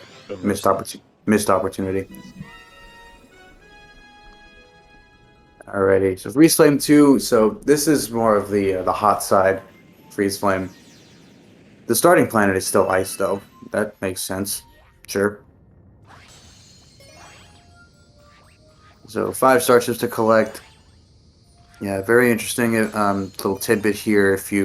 What you see Bread's doing right now, he's like spinning into the crystal, and he was holding neutral right as he hit it, so he just stayed in place, so he could then control where he went after that, and he was staying in place for a little bit, so he could let those star chips, I guess, activate their hitboxes. Yeah, they're kind of similar to the launch stars in that they need a little bit to be activated before they're like tangible or whatever word you want to use. Before you can grab them, yes. Oh. Nope, Breadghost in the middle of nowhere. Ooh. Well. Yeah, normally you want to get on top of this sort of pillar thing and then long jump over to this next section. He tried to do it from inside and then just kind of got ratioed by the little pillar. Yeah. I hate it when that happens. It is a moment indeed. So he's going to be flipping over to this gravity field. I think he was trying to get right on top of that moving platform, but I guess he decided not to do that.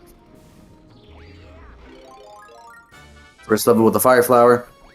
Makes sense, right? So you can use fireballs to light these torches, not to set yourself on fire.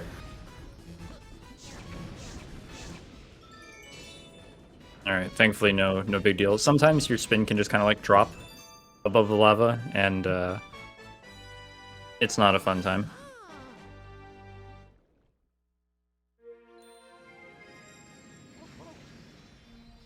Galaxy V showing off that starting triple jump very nicely. If you do the triple jump at the very edge of that platform, you can get on top of it without spinning, which is really, really cool. Without spinning and without wall ledge grabbing.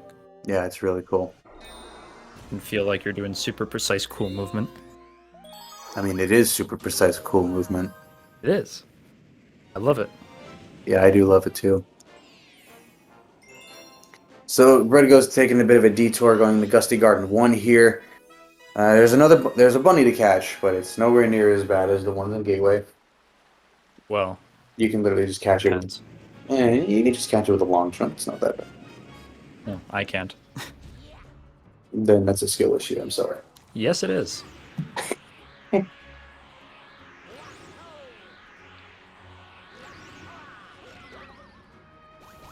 Yeah, the rest of this level's pretty boring. Yeah. Sea Garden in general is just pretty lame. It's awful. Yeah, no. In terms of boringness, it's not a word. I don't know.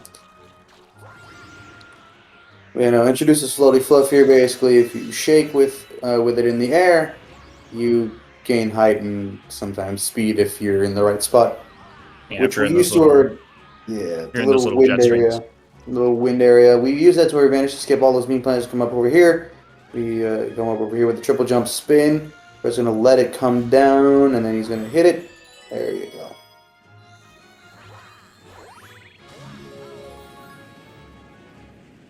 Alright, now here's the bunny. Yeah, you're going to want to stand in a specific spot when you talk to him. Looks like that looks like a good spot. It's a little far forward. Long jump. Catch the bunny. Beautiful.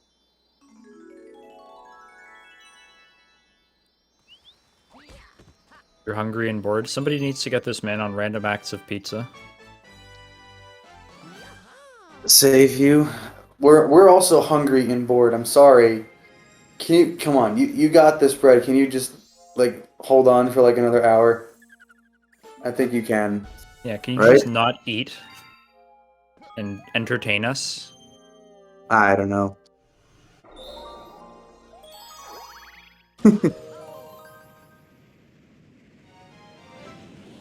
You were eating when it happened? Alright, stop bragging, Simar. Alright, we're all hungry. Yeah, come on, man. You know the situation we're in. Like Eating steak while the peasants starve.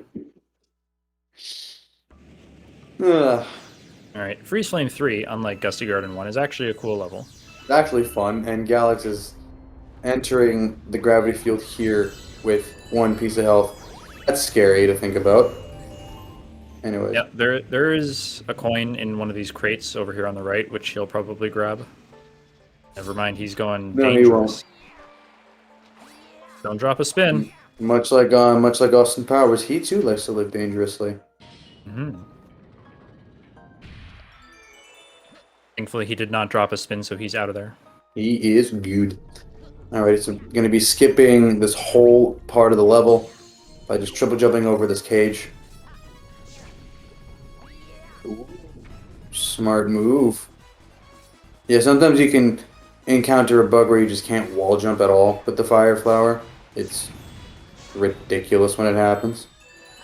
Very toxic, yeah. It sucks. You started a comment before the hunger talk was posted? Hey, excuses. I'm watching you, pal. Alright, now probably the most interesting utilization of the ice flower, using it to skate across lava. Whoa. Yeah, it caught the edge of that platform there. He should be dead, I think. He isn't, so let's go with it. Let's call it a win and move on.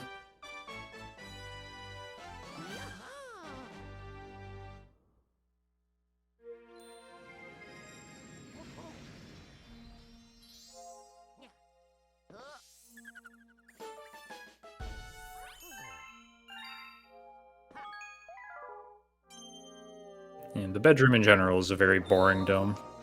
There's a couple of cool pieces with Freeze Flame, but Gusty Garden in general just brings down the whole vibe. Oh, yeah. Great music, horrible levels. Indeed. Gusty Garden 2, my least favorite of the bunch. Moles. Galax a little too close to the big piranha plant. Yeesh, stupid mole problem.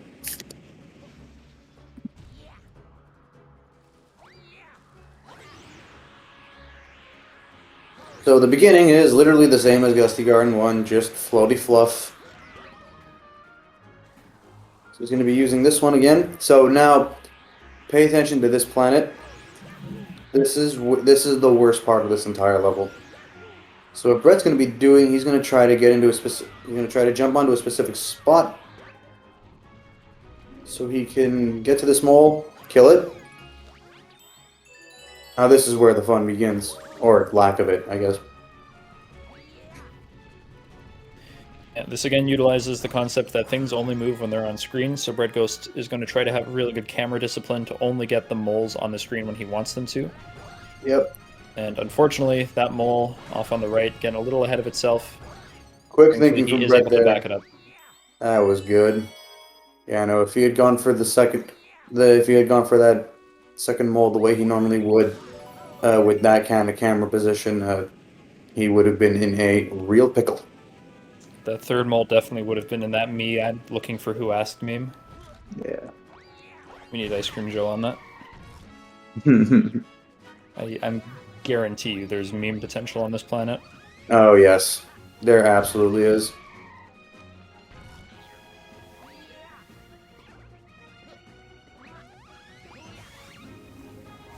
Ooh, triple jump.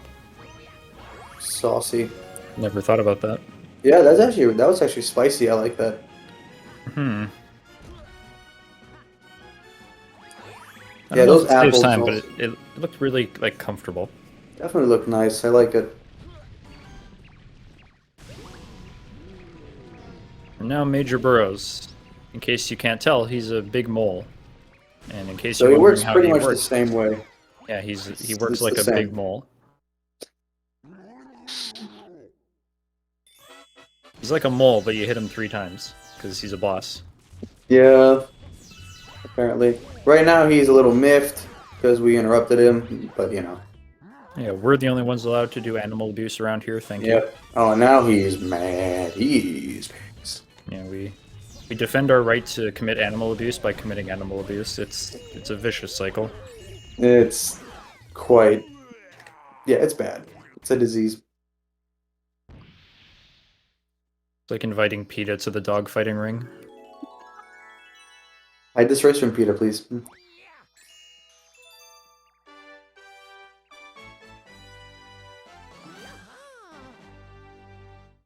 Alrighty then. So, boring level gone. Fun levels coming back now. But this is going to be going into. Yeah, I like it. It's Freeze Flame S. Comment.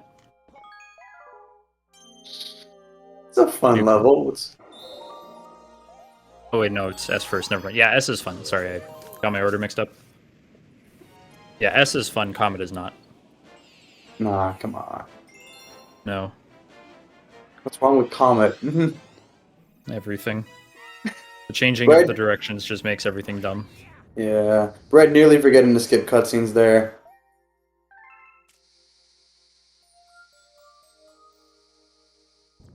Same stupid penguin. Same cocky attitude. Same crystal that we didn't break the first time. So that once Bread lands from this launch star, this is going to be where the path starts to diverge from Freeze Flame 1. Meanwhile, Galax V in Funny 2's level. It is now his turn to cry about the moles. Indeed. Well, Brett didn't really cry about it. But Galax He might. backed it up really professionally. He did. He did. Galax might cry about it, though. We'll see. We will see. Alright, Breadghost attempting to go for diagonal wall kick here. Very nice. Cute little technique allowing you to wall kick off of 90-degree angles. Yeah, the way those work is like if you you approach the wall at an angle and you jump immediately.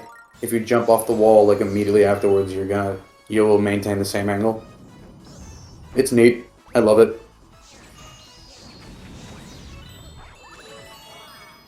It's another one of those things that makes Gold Leaf 1 clockwise possible.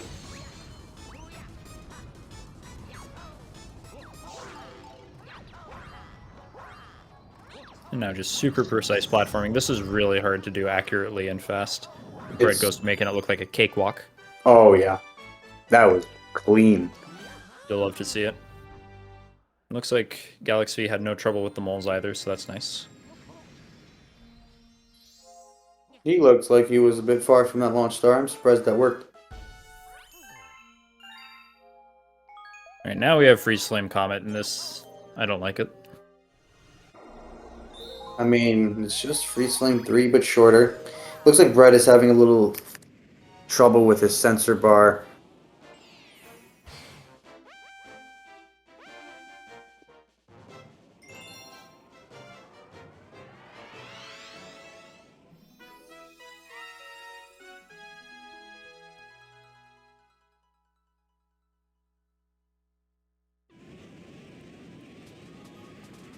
Another one of those cosmic races, but Cosmic Luigi has since learned how to skate. But he can't do it as well as we can, because we're always one step ahead of him.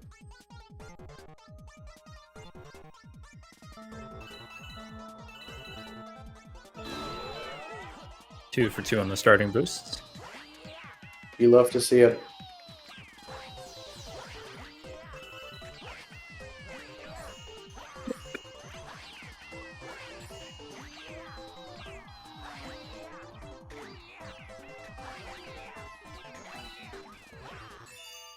Very clean Free Swim comment from Bread there. Yep, not too much to talk about. Pretty straightforward. Indeed. And now he goes back to boring level for 3 more stars. Yay. Yeah. I can only imagine how much pain he's in right now. Hmm.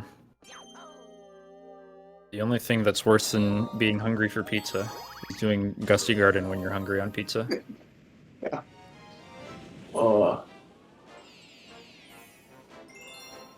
Or rather just playing this game when you're hungry. Never do it. Don't try it at home.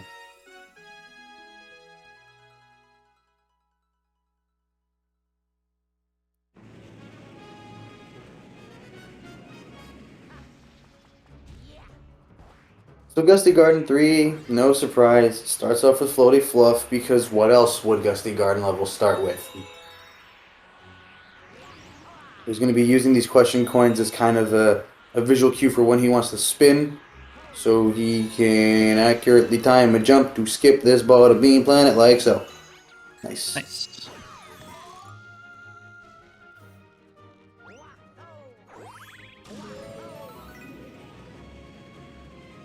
Yeah, so this planet is also finicky because the gravity fields are weird and it's easy to get spiked. Especially there, so Red just opts for a backflip. Makes sense. Yeah. There's a specific position you can take where you can long jump over those spike plants, but it like never works. It's oddly specific, I think, yeah. Now star chips. A little bit awkward because you're upside down and you're sideways and Gravity. stuff can happen. Yeah. Gravity, depth perception, all sorts of awkward stuff. All sorts of wonkiness ensues. But he's out of there. Yeah, and then now comes the fun part. Ooh. I think he tried to set up for box jump there, and I don't think he's going to get it. I didn't even know. I don't think he goes for it.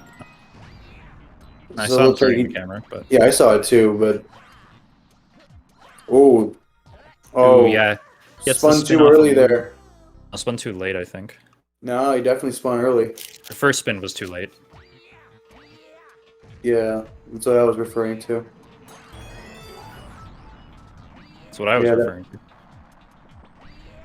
So here we go. Alright, looks like that you're looking better this time around.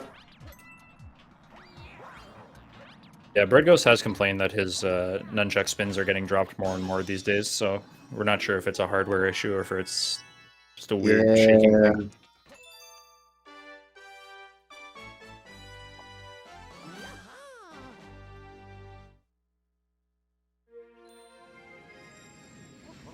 But he's out. All good. Yeah, that's all that matters. Now So on now to if you just like, Garden Comet. Yeah, if you like Major Burrows, you're gonna love him now.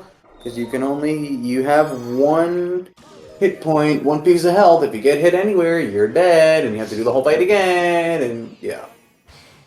This is the only instance of a Daredevil Comet in this run, and it's exactly what it sounds like. Don't get hit. Yeah, former world record holder Mr. Cloud Kirby actually about a week ago posted a video of how to do this fight like fast and consistently. So we'll see if Breadghost has done his homework.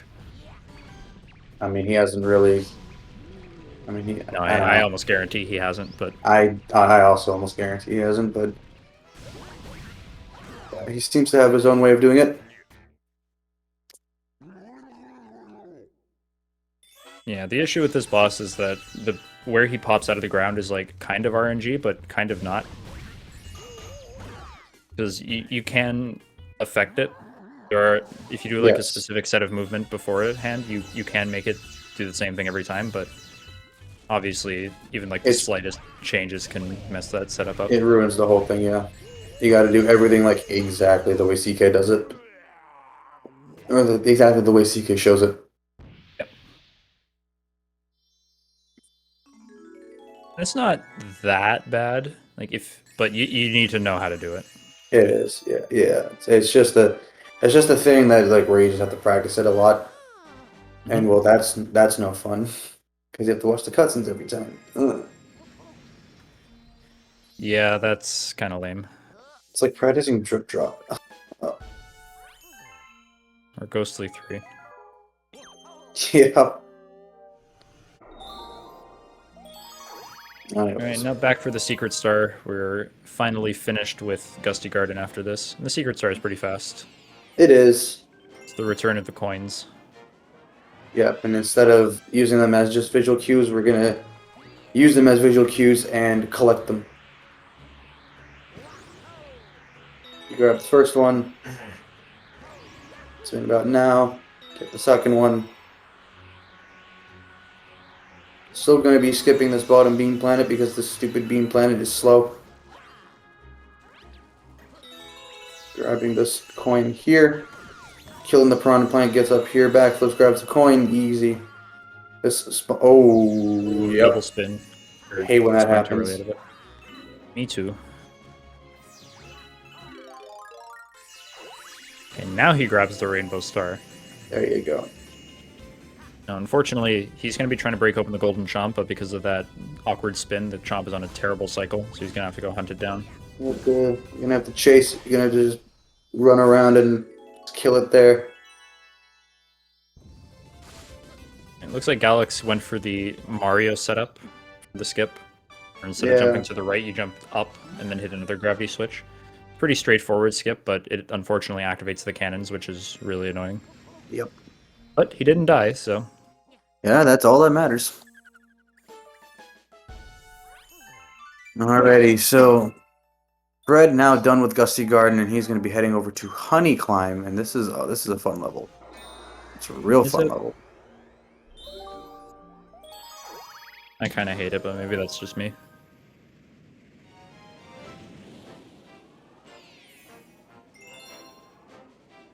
Now, if we had done Honey Hive 1 the intended way, we would have been introduced to these honeycombs earlier.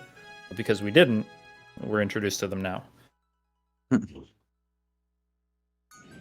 Alrighty. So this trick is called Value Fly High Beefing. What he's going to be doing here, he just jumps, immediately shakes the nunchuck afterwards, and he just goes flying.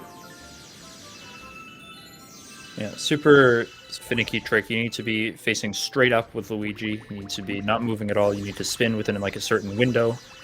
And sometimes you do all those things and it still just doesn't work. So, very peculiar trick. Ooh! Hitting too close to the meteor, taking a hit, and that is... Yee, that's a painful one. Really annoying death. Yeah, you don't see that one very often, but it is annoying to do. It is annoying when that happens. And very close to hitting it again. That is not a textbook honey climb, but whatever, just farming star bits, right?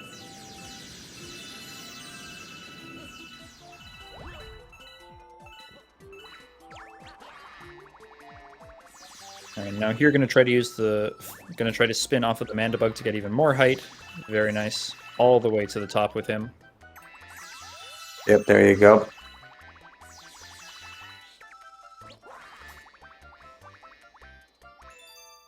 So that one death aside, reasonably solid honey climb.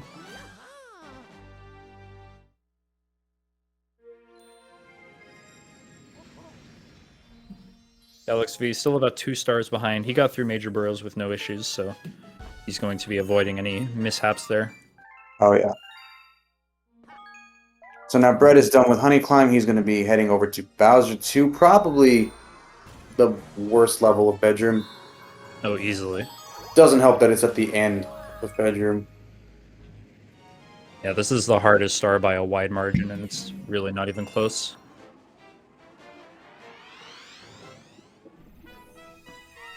The level is hard, movement is hard, the boss fight is hard. Yeah. Yeah, you see that little auto-scroller section that the cutscene showed off? Yeah, we're skipping all that. But first, let's enjoy some cool platforming and gravity trollos. Looking clean so far. There's a cute little backwards momentum thing that he's about to do.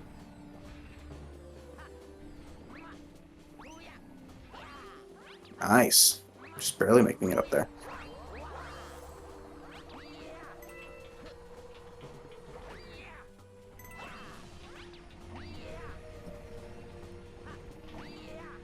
Beautiful. Yeah, it's looking real good so far. The only thing that can really mess this up right now is plus skip. And given plus skip's track record, it does tend to do that. Ooh, Breadghost catching the lip. He's not going to get enough momentum. Nope. Yeah, if you can see on the corner of that L, there are those tiny like little circles, and they represent a very slight like raise in the ledge. And if you long jump just as you hit that, your momentum gets tanked. Yeah, so, as you saw, Breadghost caught the sort of edge of the platform there, and you're gonna try once more. That looks a lot better. Yeah, that's about as good, there as it you gets. go. Yeah, it's right, a rough try. balance because you want to jump like at the very, very end to avoid getting that one-up mushroom. If you jump too late, then well, you obviously just walk off the edge, and if you jump too early, then you catch that sort of lip thing. Yep. So, super finicky trick to do like optimally. It's If you want, yeah, you can jump from like almost halfway through and just collect the one-up mushroom. Lose about a second to the text box there, but the trick itself is easier. But yeah, we go for thick time saves around here, my friends. Indeed, we do. Heavy sigh. Truer words have never been spoken, Bread.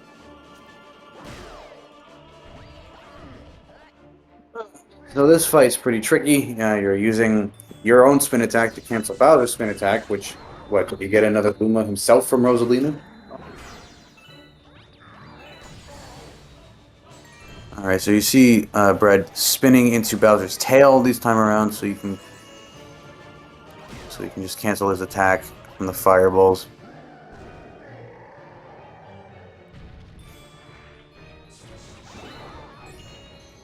Alrighty, so 1, 2. You're gonna be using a weak spin there for that last hit.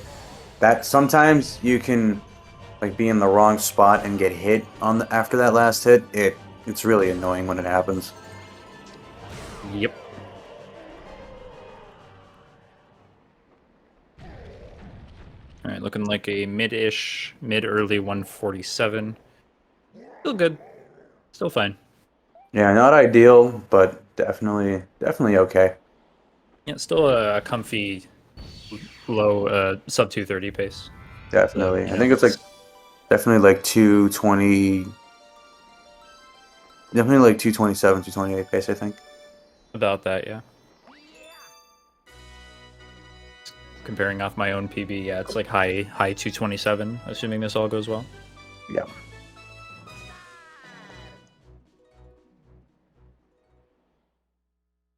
I mean, comparing to me, it would be 229 pace, but that's because my PB sucks.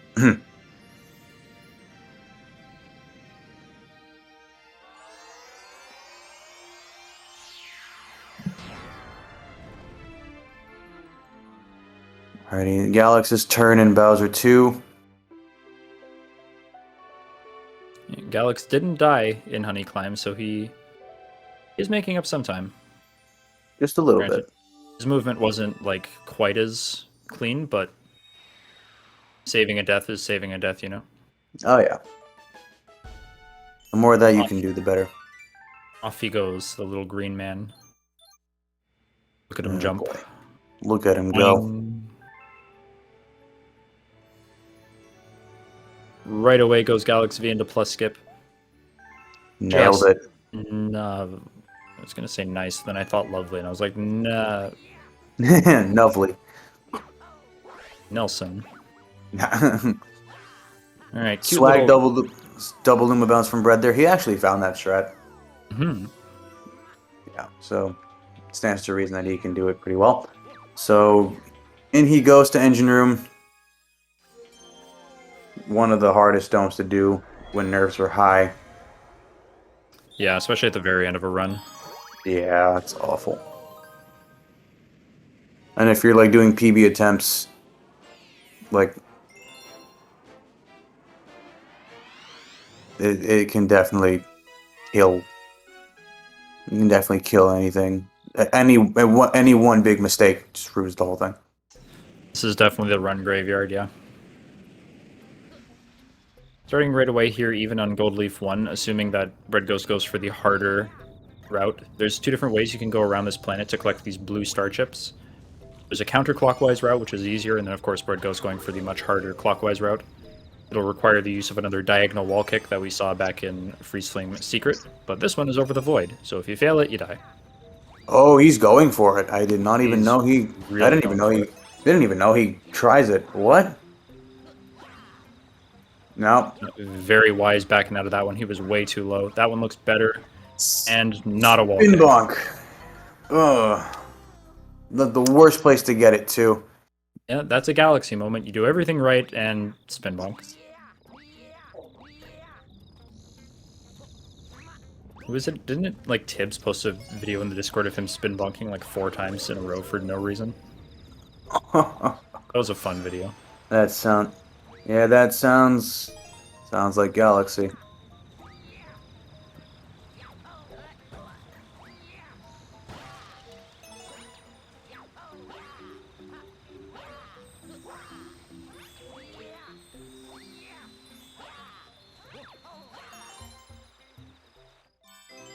Looks like a second try clockwise for Bread there. Yeah, really difficult movement. Very, very tricky stuff.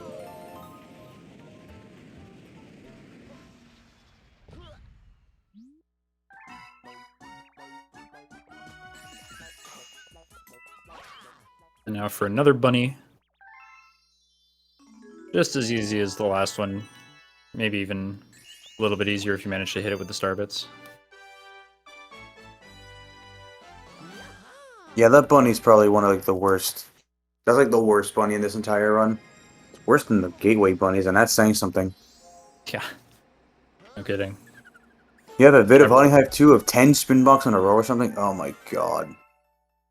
That. Yep. Yeah, that hurts. That hurts, man.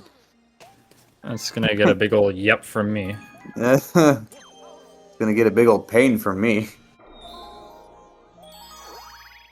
Alrighty, Gold Leaf 2 is a fun level. And by fun, I'm being very sarcastic. It's not actually fun. It's really not. Especially not with 1P. Alex V also getting a very nice double Luma bounce. I expect we'll see a Swag. counterclockwise from him instead. He's not going for anything like crazy major. Yeah, no, clockwise would be a bad move.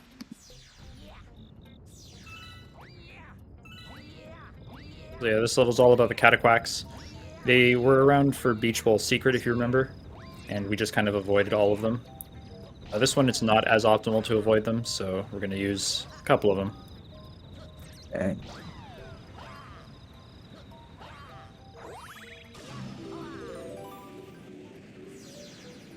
Alrighty, this is where Gold Leaf 2 gets annoying as 1P.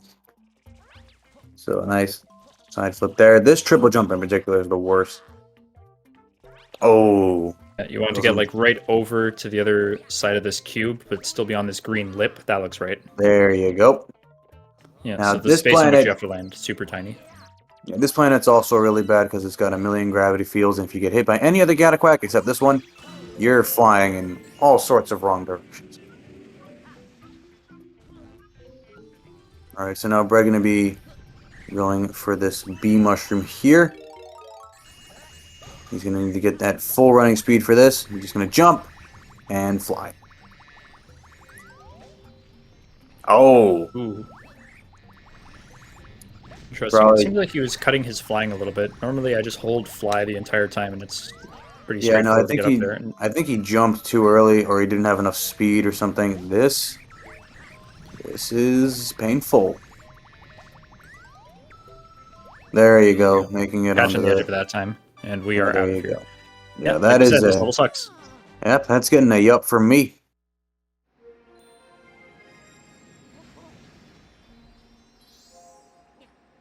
Okay, losing time in Gold Leaf 2 builds character. In what universe? Anyways, Gold Leaf 3, one of my least favorite levels. Yeah, I don't blame you.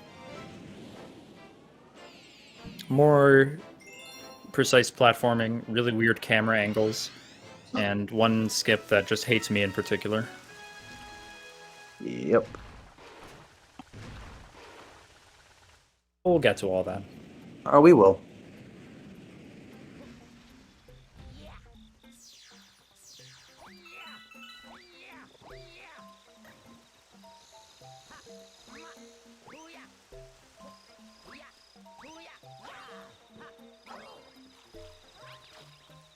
So you can see now Luigi's stuck behind, or the tree is in between the camera and Luigi, so you're doing this part kind of blindish.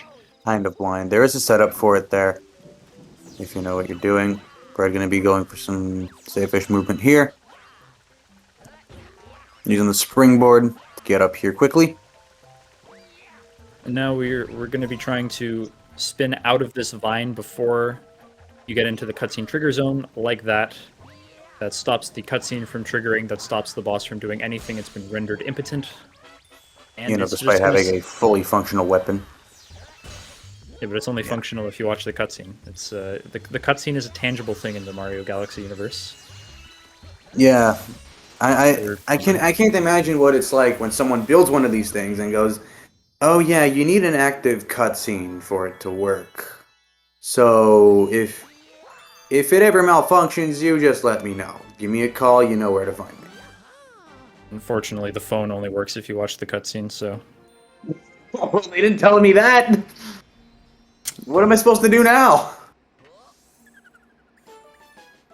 Unfortunately for that undergrunt gunner, he just kind of died about it. Ah, well. He's out of there. Who cares about him anyway? Alright, now my favorite galaxy, Toy Time. Oh yeah, I love this one too. Toy Time 1 especially has some really fun movement. Yes. Very nice movement. Very weird trick at the end that also has awkward camera angles. It's kind of like Gold Leaf 3, except that I don't hate it for some reason. Maybe because I don't struggle with this trick as much.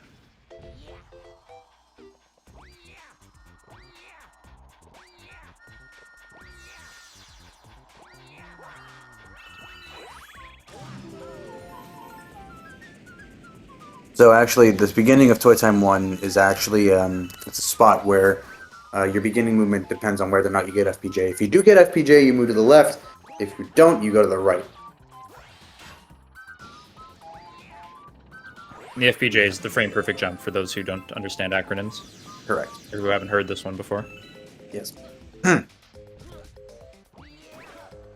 Yeah, looks like Bread making this level look trivial. Yeah, normally we get a spring mushroom here. Or they give you a spring mushroom here. Whoa. And we just kind of, nah. Precarious location to wall jump off of. A little spicy, but hey, that's what happens when you're hungry. Yep.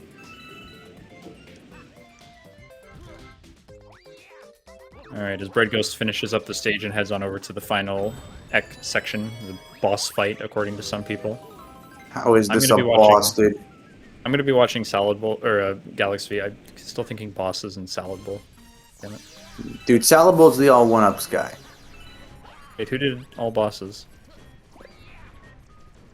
Do you not take charge of that too?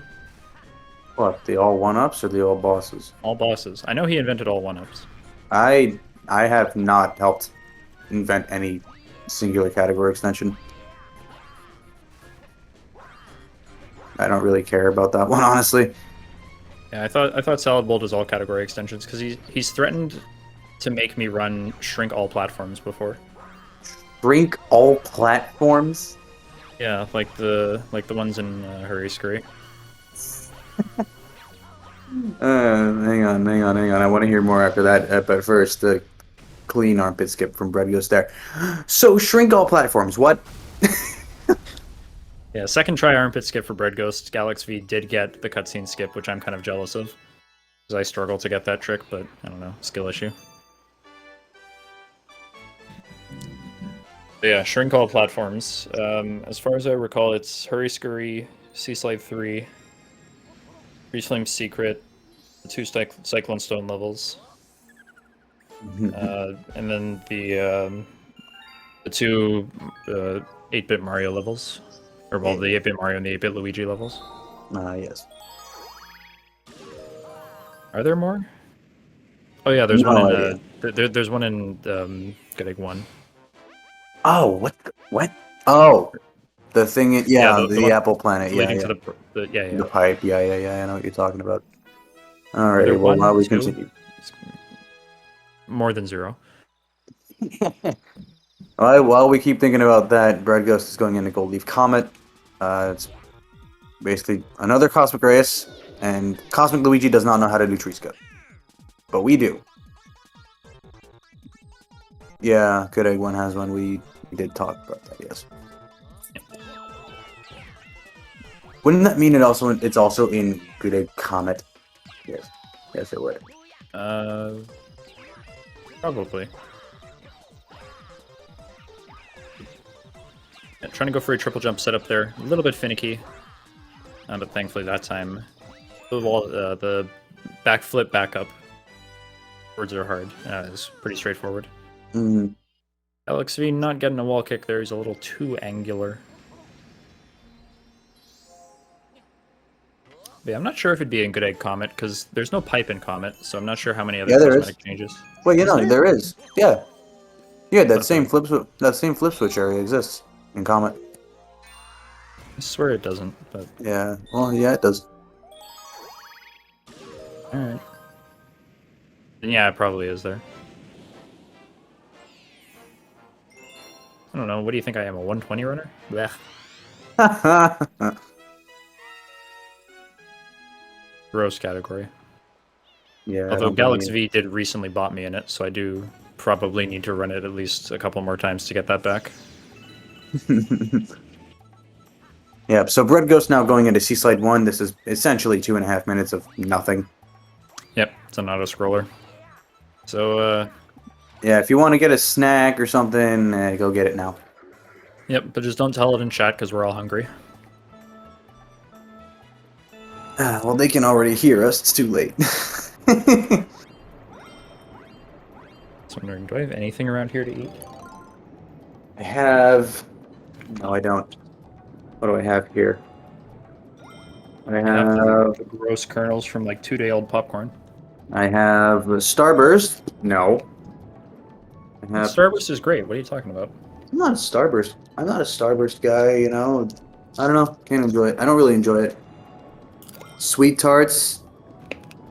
Those are the Smarties ripoffs. 3 packs of that. I have Tootsie Rolls.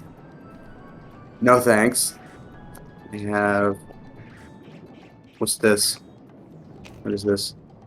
Tootsie Fruit Chews. No. The only thing I'd really like here is Double Bubble, but that's bubble gum. You can't necessarily consume bubble gum, Why do you right? have so much candy? Yes. Alright. To be fair, I only have like 2 pieces of Double Bubble and like I don't have much. I have like 1 piece of Starburst. That's like it.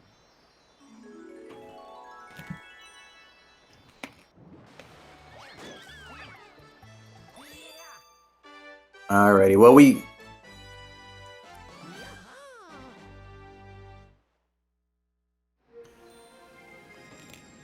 Alright, Breadghost auto-scroller is done. Galaxy getting a very nice tree skip. Indeed. Alrighty, so now Breadghost going to be going into more fun levels because Toy Time is fun. Toy Time 2 now. You're going to be collecting a bunch of star bits and getting star chips. And then going to be running all over his 8-bit brother. As you do. Yeah, you know. Sometimes you gotta stomp on your brother and stomp some sense into him. Tell him to stop sucking in Galaxy 1. If it wasn't obvious enough, I don't like Mario in Galaxy 1.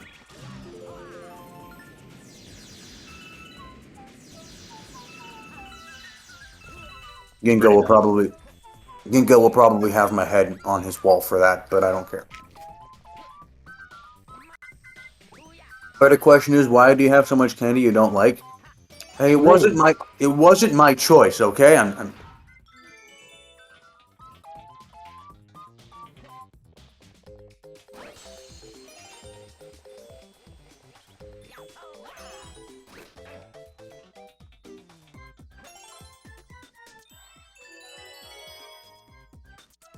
This gum's gonna lose its flavor in like 10 seconds, I promise.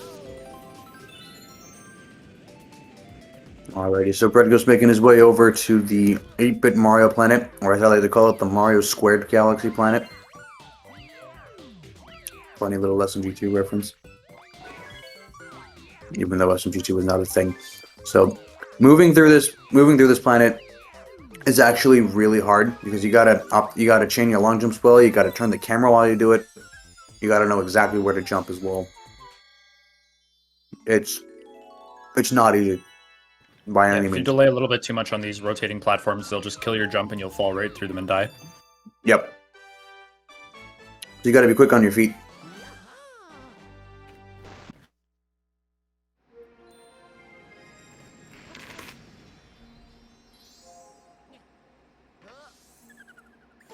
Alright, I'm out of popcorn. Now we suffer. Darn. I want popcorn.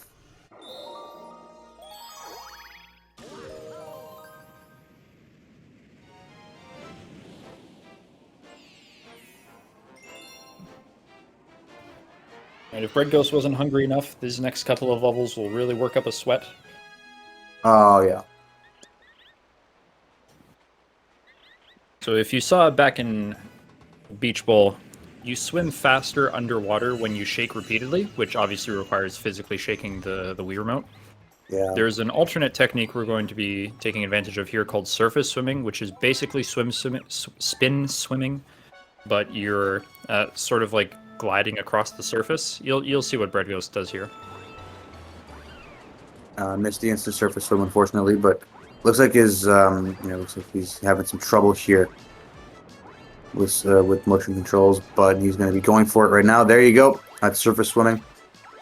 So you see he's kind of like gliding across the surface, but that requires constant shaking. You can see the Wii Remote cursor just dashing across the screen left and right. Yeah, so it's a real workout. Like hour or minute, sorry. Hour. Imagine doing that for an hour. I'd hate it. It's been it for 500 years. It's been, yeah, but it is a real workout on your arm. So if you ever need to get buff quick, this is a way to do it.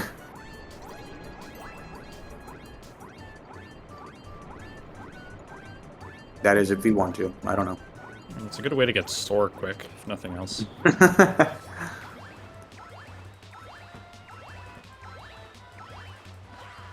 Oh, bonking into that stone. Oof. Double bonk. Yeah, we hate those. Bubble bonk. Bubble bonk. Double bubble bonk. Yeah. We got there. Ugh. Alright, in any case, Brett is now done with C Slide 2. I didn't get to see the race time here either. I need to start paying attention. It's just under a minute. Alright, that's good-ish. Well, it's hard. Now the great thing about C-Slide is that C-Slide 1 was a lap around the loop. C-Slide 2 was a lap around the loop. So the next star we're doing, C-Slide Comet, it's like 2/3 of a lap around the loop. Yeah. Doesn't get much more. Yeah, doesn't get better than that, does it? Cause variety. Never heard of it.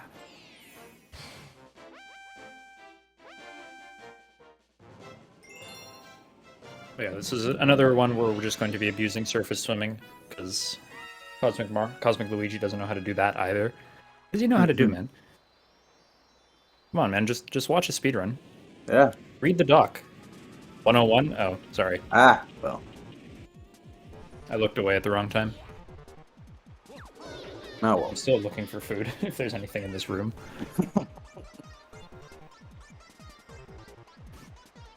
Unfortunately, I filled up my water bottle before this started, so I don't have that as an excuse. Well.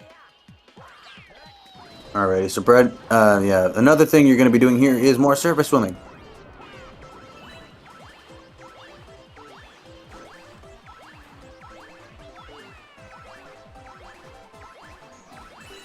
Alright, so Brad going to be taking it a bit safer here. He's going to be... He's going to win. It's the last Cosmic race in the run.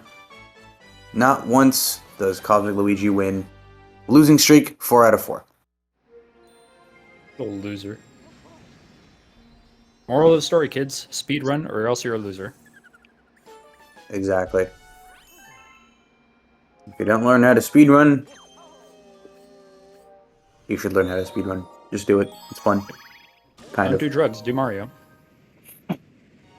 Do the Mario. Swing your arm from side to side. I don't remember the lyrics. Is that an actual song? It is. Yeah. Oh, I just thought it was a meme. That nobody It's else an knew actual Mario. song. Yeah. I think it's like the theme song for the Super Mario Brothers Super Show or something. Yeah. Yeah. So Brett now in Toy Time Secret, so he's gonna be grabbing 50 star bits. He's got 56, so he's good. Bread Champ 56, got him. So he's gonna be feeding this Hungry Luma, and then we spawn the flip switch chain.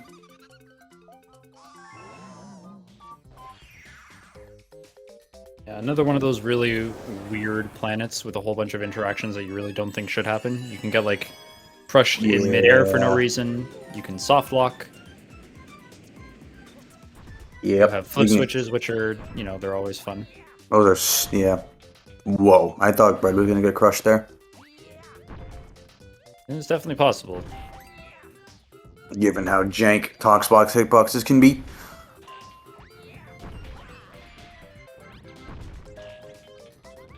Looks like Bread didn't. I think Bread forgot to like go into first person after activating the launch star, so he could do that. No. Yeah, so yeah, he couldn't. He didn't like advance the cycles or anything. Yeah, I was wondering, something looked off. Mm-hmm. Yeah, once again, taking advantage of the fact that things only move on screen. Oftentimes, what a lot of people will do is immediately after feeding that Hungry Luma, they'll go into first-person mode and look up at this flip switch chain, and then just spam shake. So by the time they're in the launch star, they've advanced the cycle by like half a cycle. Yeah, something like that. I don't know. Yeah, it may not look like much, but it does help a lot. It makes everything much more convenient, yeah. Indeed. I'll word it like that, whatever. Alrighty, Galax now in Seaslide Comet. Looks like he's going to be opting to take it safe. Just take the shell for this. I don't remember the last time I've seen... Yeah, I don't remember the last because Joy-Cons can drop spins all the time. Oh, yeah, I don't remember the last time I've seen someone take the shell, but... Yeah. If it works, it works. So now Breadghost going into Toy Time Comet, which is basically Toy Time Secret, but faster. That's it. That's all it is.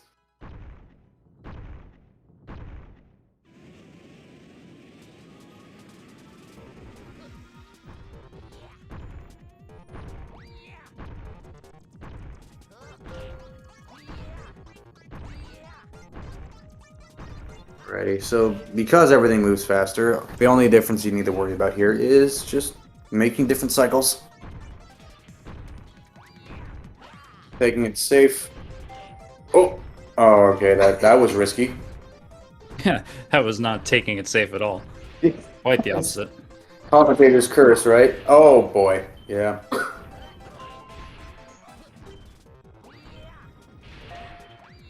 Yeah, Yeah, this is another level where your frame perfect jump at the very start, whether or not you get that, determines your movement for a lot of it. Even that like 1 second difference allows you to make especially a cycle at the very start, which changes how you move throughout the whole thing. But Breadghost did not get it. Still had a reasonably solid movement throughout the whole thing, and he's out of there in pretty good time. Yeah, good stuff indeed. Got one more star to do here in the engine room, the secret star of Gold Leaf. Pretty straightforward Gold star, all Leaf. things considered. Yeah, Gold Leaf S is... oh, that's fun.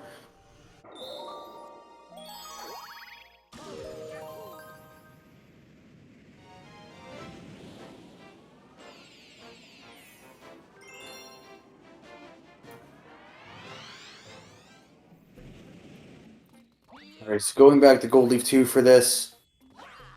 I tried to go for the slope long jump there, it didn't quite work out.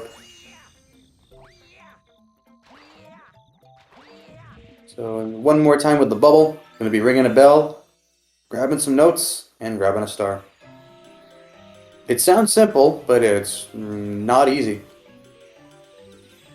Yeah, trying to get this thing moving up and down can be a real pain sometimes, and if you miss a note, it's just like, oh god. And you go back, and you get it, and you turn around again, and... Yeah, it's very easy. It's very easy to overshoot. It's actually like way easier than it sounds.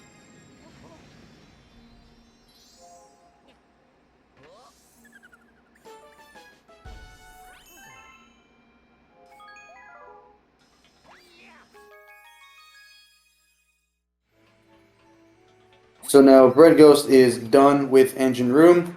We'll be heading back to the kitchen for a few stars. He's got 5 stars left, and they are all tricky.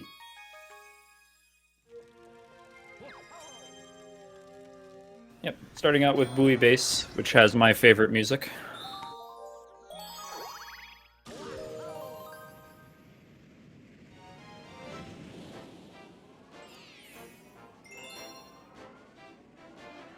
There'll be some super technical movement here, as well as a skip at the very end to stop the need to collect the blue star chips that are scattered about.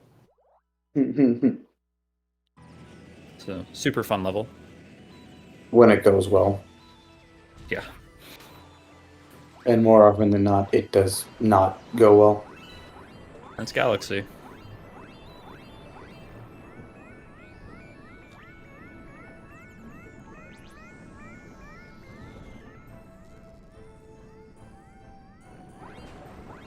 So leading a torpedo Ted into that cage, I think he went up too early. Well, Yep. He also ran out of air. So there is that. Oh! There you go. Yeah, thankfully, a very deliberate camera change. Gets the torpedo Ted back on screen. And puts Luigi inside the yellow platforms. As you do. Yeah.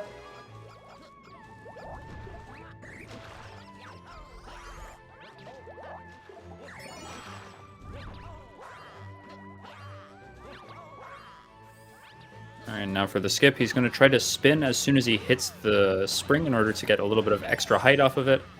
And that will allow him to just barely get into the gravity of this planet up here. Yeah, no, it's definitely tricky with 1P. 2P makes it trivial because you can just bounce off the spring and 2P jump into it. It's easy. Pretty tricky. So that's the end of Buoy Base 1. Brad has one more star in Buoy Base, and then on to the last of like 2 run killers left. Yeah. A little bit. It's bad. Meanwhile, Galax in Gold Leaf S. We've not been talking much about Galax. We've obviously been focusing on Breadghost as he closes out the run. But Galax not made too many big mistakes so far. I don't think. I haven't seen him die at all. Yeah, he's been doing pretty. He's been doing pretty well, all things considered. Well, commentators' curse begs to differ. It's not the end of the world, I guess. Yeah. It's still very annoying to like lose time in Gold Leaf Fest. It's a hard stage. Alright, Buoy Base secret. The only 1-star galaxy in the game that has a secret star. Alrighty, so Red just led a torpedo Ted into a cage, and now he's going to lead a bullet Bill into a cage. Torpedo Ted rocks, not Timothy. Ted. Torpedo Thomas. Tommy, ooh, I like Torpedo Tommy. I like that one. But yeah, Torpedo Ted. Not to be confused with Ted, the movie. A funny movie. Oh, wait, no, this is SpeedGaming. We can't talk about that. Never mind. Now the last hungry Luma of the run for Breadghost, Drip Drop, and the most annoying. Yeah, and Drip Drop is a very annoying level because you got eels to deal with, and they're on a cycle, and you have to watch the cutscenes. If you miss an eel, the whole thing falls apart. It's similar to like missing a hit on Bowser Jr.'s Airship Armada fight. The whole thing just goes to hell. Yep, same thing with the moles in Gusty Garden 2. Keep everything on screen when you want them, bring them off screen when you don't, and just don't mess up. Yeah, exactly. I'm sorry, Stick. I know I curse people. I'm sorry. I'm sorry. I'm sorry. It won't happen again, okay?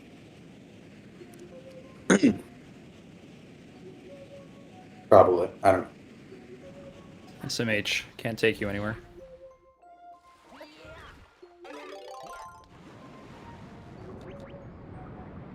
So there we go. First eel, and then go as far off to the left as possible to ensure that eel on the right stays off screen for the time being. Yep, then he kills this guy, gets the shell. On screen. That eel's going to be a little far ahead, but he's still able to catch it before it hits or gets past the ship, and he's right on top of the star. Or it might be a little past it, actually. That was a very clean drip drop from Bread. Now he's bang on. That was beautiful. That was wonderful. I was a little scared that eel got a little bit too far ahead when he was going to kill the second one, but turns out he was good to go.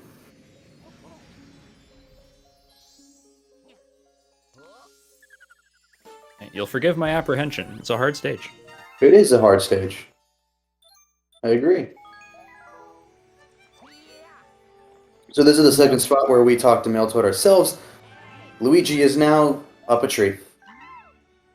And was still somehow able to write a letter and send it. Yeah, it's a little wacky in it. Video game logic. Who else but Luigi? He's play Luigi. A cute little jingle. He's Luigi. Luigi. You never really know what he's gonna do next. It doesn't work.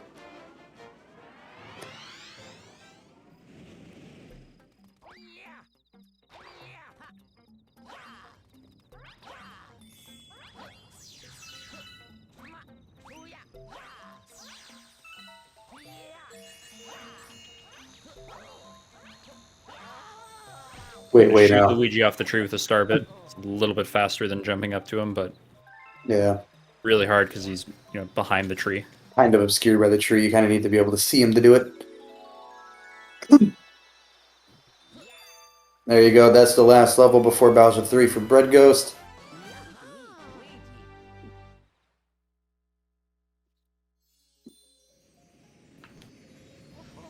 Well, I guess the jingle for Luigi would be like... I guess the lyrics would be, you never really know how he's going to get trapped. I have no... Luigi. You never know where he's gonna be. Maybe? Maybe. Maybe. You never really know where... You really never know where he's going to be trapped. I was trying to make it rhyme, but yeah. I guess, yeah. I don't know, I'm not the music guy here. I'm not in charge of this. You never really know where he's next going to be. There it is, yeah. That works. Yeah, I like got that you. one, yeah. I like that one. Nice. Alright, so we got another minute-long cutscene for Breadghost as he goes off to the center of the universe. Yeah, It's his turn to do battle with the eels. Yeah, a bit of a chance for him to kind of stretch out, get ready for the final stretch of the run. Contemplate how hungry he is. Yeah, I know. He's going to enjoy some good food after this. I know it.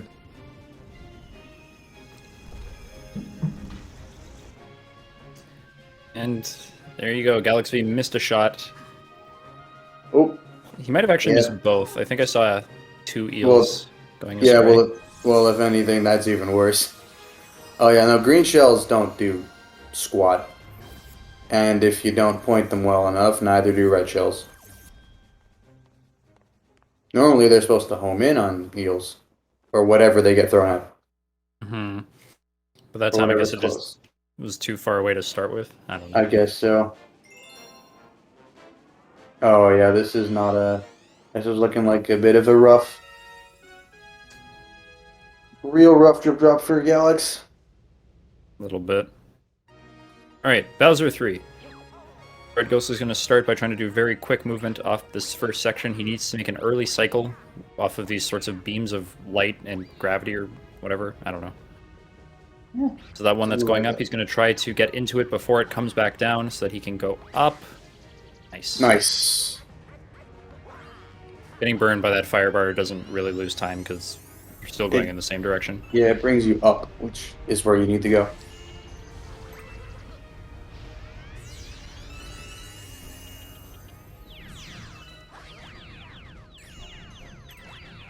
I think we discussed with Breadghost you're not supposed to shoot your star bits out here.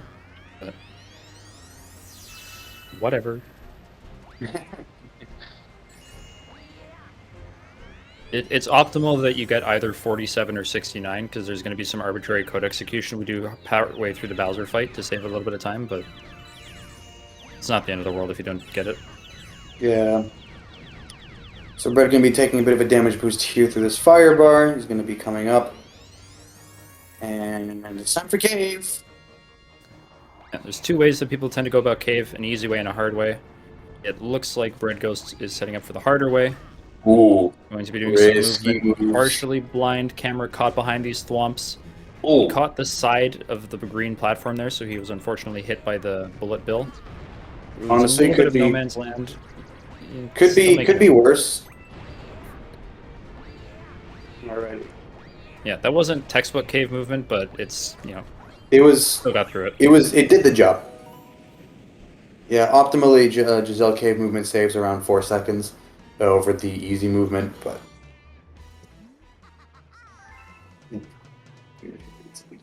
And Galax V's finished. He's looking on like low 233 pace, I reckon. looks like it. 232, 233, yeah.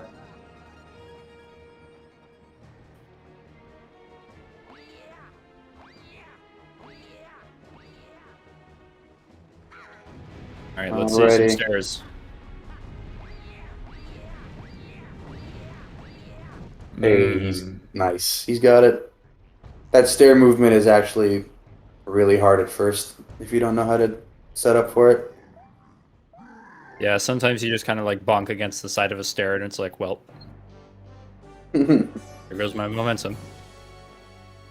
momentum? True. Exactly. Alrighty, so 3 phases left of this fight.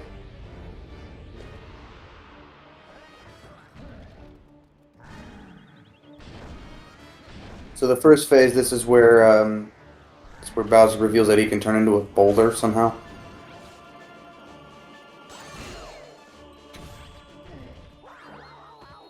Cheeky little cancel there to make him start the shockwaves a bit faster. Smack number 2.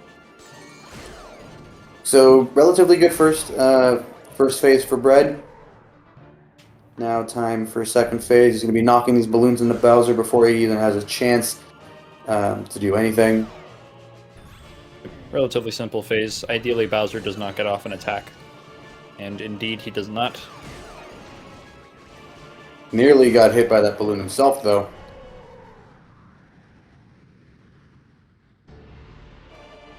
And Galax V's turn to go after the level of Bowser 3. Honestly, not too bad of a race.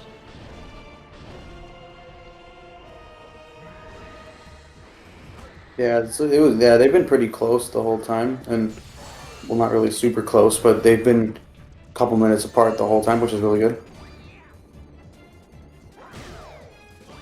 Alrighty, we got one more thing that Bread is probably going to try. And try to go for something called Tastrad. Too early. Too early. Yep. Unfortunate. Hard trick. Very tough. Yeah, So ideally really lose any time. ideally he would have like lined up with a fireball that Bowser would shoot and get hit like by it, like right as he falls down, and that would cause Bowser to spin in place. But it's really stupid specific, really hard. But GG's Bread looking like a two. It's either a high 228, 229, I think. It's one of those.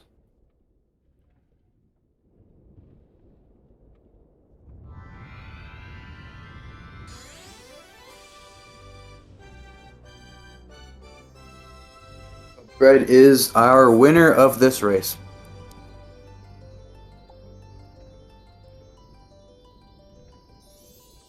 Wait, what is this? 229.01. Yep. Or even a 229 flat. That's just ridiculous. That's actually stupid. Oh my goodness, man.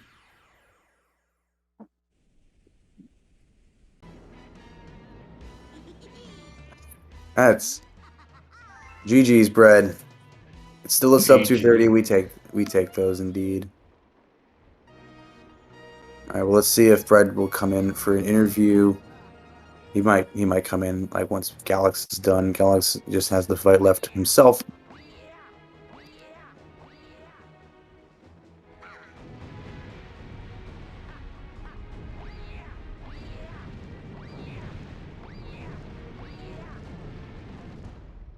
So yeah, you can see Galax getting caught on the edges of the stairs a little bit, having to run a little bit before doing H long jump. Very hard to Indeed. do the stairs well.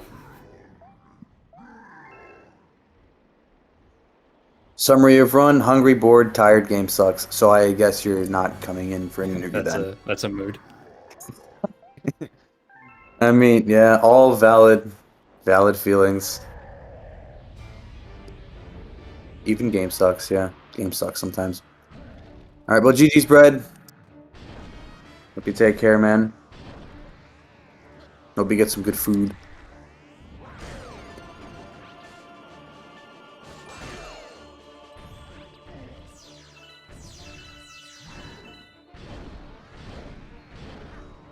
Alrighty, let's just see how Galax fares.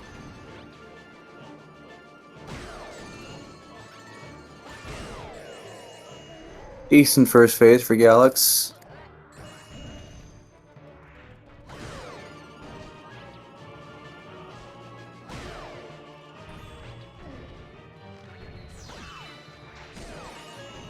I was a Alrighty. little close to that bulb there. I thought he might have stepped on it and squished it, but Yeah, thankfully not so.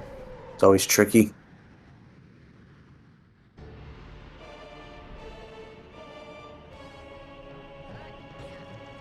Alrighty, final phase for Galax.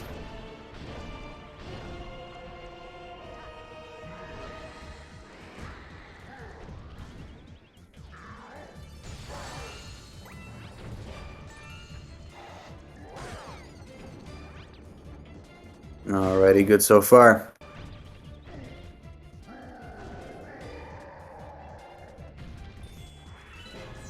So Galax going to be opting to spin into the tail this time. He's going to try to make it. He's going to try to run into a fireball to cancel Bowser's rolling attack, like so. Tried to get over to the blue circle before Bowser landed, but timing's a little bit tight, so. It's tricky to do that. 2 jumps, and it's looking like a high 232 for Galax V. Looking like a 232, 54, 55, something like that. In that range, yeah. GG's, Galax. Yep, solid. Yeah, not too bad for no reset for Galax. I imagine definitely wasn't quite what he wanted, but still, still a really solid run for a race. Mhm. Yeah, it was a very good race. So, thank you very much for that. All right, let's see if we can get him in for an interview when he's done, which he will be in about a moment. 232.55. GG. So, there you go. Bread won by nearly 4 minutes, but that was really good. Hey, Galax. Hi, Joe. We can't hear you. And he's gone. What's he? Oh, there you are. And he's There back. we go. Hey, we can Hey, hear Joe. you now. Hi. Hello. How is it going, man? Is not the best. Lots of mistakes that were preventable, but I don't know. That run should not have 232'd, but I just flushed out with the Bowser 3 gold, so Nice. You'd love to see it. But did you not get an interview, Breadghost? I marked you as done. You should have gotten. Okay, Did you okay. wait? I thought you were what? I thought you didn't want it. But I didn't Okay, even. okay. Hold on. I'll get it to him. Sorry, if I'd known that if I'd known that it didn't get sent to him, I would have sent it. I'm sorry. Gosh, do I have to do everything around here? Stupid. Apparently. Okay. There he is. Found him. there he is. Hey, what's up? How's it going? Hello, GG. Thank GG's bread. Yeah, we thought you were too hungry to come interview. Yeah. No, Honestly. I mean I'm kind of am, but like I don't know. I'm fine. Wouldn't- I'll I be wouldn't- fine. I wouldn't have blamed you, dude. So yeah, no, that was a solid race from both of you. How you guys feeling? I think that's I believe this is the first round of the bracket stage, right? Around, yeah. Yes, correct. Yeah. I don't know. I feel like it could have been way better, but also I haven't really been playing the game that much. Same. I went home for like a week, and I came back, and this is the first time I've played since I went home. So since like Yeah. the last time I did a race, and I'm like, I Feel that. I'll be I fine. felt I felt like my run was like kind of screwed after whatever happened in Good Egg 2. Oh my god, that was embarrassing. no, I got egg 2 was god awful too. It was so bad. I lost 30 seconds, man. Yeah, Galax, you left the first planet with like less than 60 star bits. What happened Yeah. there? Yeah. How'd they all go? What happened was I was going in like under the question mark box, and then I did a couple of jumps, and then I ended up sliding out from under it. So and then Oh, I that went sucks. and then I went back under it, and I didn't get like the last burst where you get like the 10 star bits or whatever. So I was short that much, and then I missed the Luma bounce, which was just insult to injury. I think Breadghost did too, so it's not I did miss the bounce. not the end of the world. But yeah, I can understand that's kind of salt in the wound. Yeah, and it does. That does hurt. And then drip drop happened. I just completely forgot how to do drip drop. Drip drop happens. I was What like is that? doing this right. You heard that too, right? You're what? Sorry, not you guys. Hallucinating. Yeah, 3-second gold in Sling Pod, was it, Breadghost? Yeah, Yeah, that was like the highlight of the run. I also got the drip drop somehow, but a 3-second gold in Sling Pod. Nice. I golded 4 splits in our own engine room. Dang, nice. Right on. Nice. Yeah, it was kind of funny. I knew I could gold Sling Pod by a lot because my gold was the last race that I did with Silo, and that was the one where I nearly fell off, but somehow grabbed the star. So I remember that. That was funny. what was the? Exact- There's something dumb happened to me in Space Drink 1. What happened there? Yeah, I mean, what was that? I saw that. I was like, No. how is he not dead? Yeah, I that got, like wall or that not like ledge grab or yeah, whatever. that's happened to me in Beach Bowl 3 before on the long jump, like where I just get like a triple ledge grab or something and I somehow survive. It was really stupid. This game is full of quirks, isn't it? Yeah. I dropped multiple Yeah, triple this game is weird. Yeah, I can relate to that, Galax. Just losing inputs, losing jumps and crouches, Yeah. just because Joy-Cons don't want to behave. Yeah, because a Toy Time 2 gold should have been free because my gold doesn't have screw triple, and then I just missed it. And I was like, okay, because my third jump was just like, nope, you're not there, sorry. Yeah, my engine rooms have been hot garbage since I've started in this tournament. Like, I've not had a single good engine room, and I don't feel like grinding it out. Like, I learned the Gold Leaf one clockwise, which is why I keep going for it and failing it. Yeah, it's tough It wasn't strat. really your fault, spin bunks. Spin bonks are Yeah, literally that the first, worst. yeah, that first one you got screwed by a spin bonk. I saw that. I was like, that. Yeah, I'd rather deal with RNG and Sunshine than have to deal with spin bonks and Galaxy, TBH. Yes, you like Sunshine. We get it. We know you like Sunshine. We know. Better game. Oh, we know. Yeah, but it's Play Sunshine. Yeah, you should. It's fun. I don't know, dude. And then one more thing for you, Breadghost. In Gusty Garden 3, when you messed up that long jump, was that a spin just due to more hardware issues? Or was No, I didn't have enough distance off the platform, and I realized it, and then I was like, well, shoot, and then I messed up the spin timing because of that. I think you can still save it if you don't get enough distance, but I just didn't have enough distance off the platform. Yeah, obviously the spin window becomes a whole lot tighter. Yeah, it definitely was. Yeah, it was definitely wonky, but But then, like, the Bowser 2, I heard you guys mention, like, I went off the edge of the thing, and that supposedly killed my speed. I didn't realize that was a thing.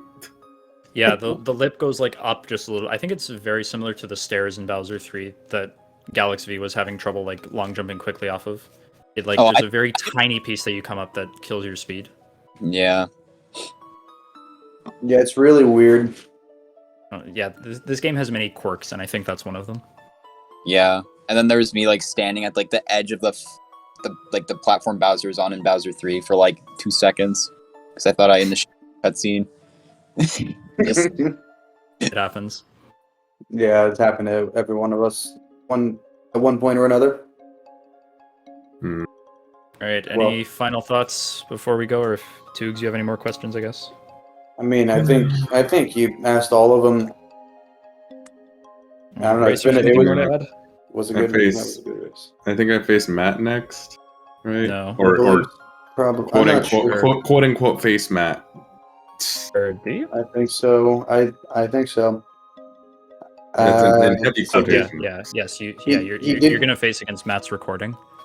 Yeah, I'm he did actually win. I'm considering forfeiting the match because I don't agree with it, but I don't really blame you, honestly. I'm considering it. But I don't know. Maybe I'll just do it for the hell of it. I do have a marathon coming up, so. Do you like running this game? Well, it's like a relay, not a marathon. Oh, which one is that? 15:45. It's the any percent 15:45 thing. So Oh, sick. yeah. Anyway, GG to Galax. Yeah, GG's That was a above you. pretty solid run. Pretty solid race, you guys. Well, thanks for that great race. Thank you to SpeedGaming for having Steak and Ice Comms again. It's been really fun. Mhm. Yeah, I think with that, here we go. We'll just do the obligatory follow the runners, follow the commentators. Is the bot on the fritz again? That's stupid. I mean, when is the bot it's to be Bot's not working. Oh, that's fun. All right. Oh, All well. right, I'm gonna go order a pizza now. Have a nice day, That's- everybody. Sounds All good. right. Yeah, you Cheers, too, Breakfast. man. Bye bye. All right, cheers, y'all. Anyways. All right, come back tomorrow, 3 p.m. PST. The next match, very close one between Shadow 64 and Flygon Man. That'll be one to watch. At 3 p.m. EST, actually, so that's to noon PST, Correct. I think. Yeah. Oh, that's going to be a fun match. I'm very excited for that. Oh. All right. Well, in any case, yeah. If you want more Galaxy action, you know where to go. Yeah, exactly. You know when to go. So, yeah, thanks for having us again. I'm not sure what's next on Speed Gaming schedule, but I believe that is it for us. All right. Well, take it easy, everyone. Have a good Cheers. one. Cheers. all right.